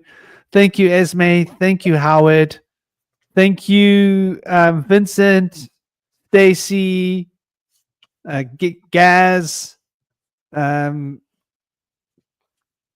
Chaos Gaz, and all the other people that are in the show. I mean, there's a whole lot of you there. I can't see many of you commenting recently. Kobe and everybody else, big love and big blessings to you all. I hope you guys are all going to have an absolutely fabulous weekend. And sorry about today being so disorganized. I'm not used to using this tiny little computer. It's really annoying. And I need to figure out why they wouldn't let me use my external camera for the show on my other Linux. Very strange. I think it's got something to do with StreamYard, because the camera was connected to my laptop. So there's no reason why it wouldn't have. Maybe it's got to do with Google. Maybe I have to uninstall Google and reinstall Google and see whether that makes a difference. Anyway, sending you all big love, big blessings. I hope you guys take it easy. Don't forget to smile, and so much love. Om Shanti. Blessed be.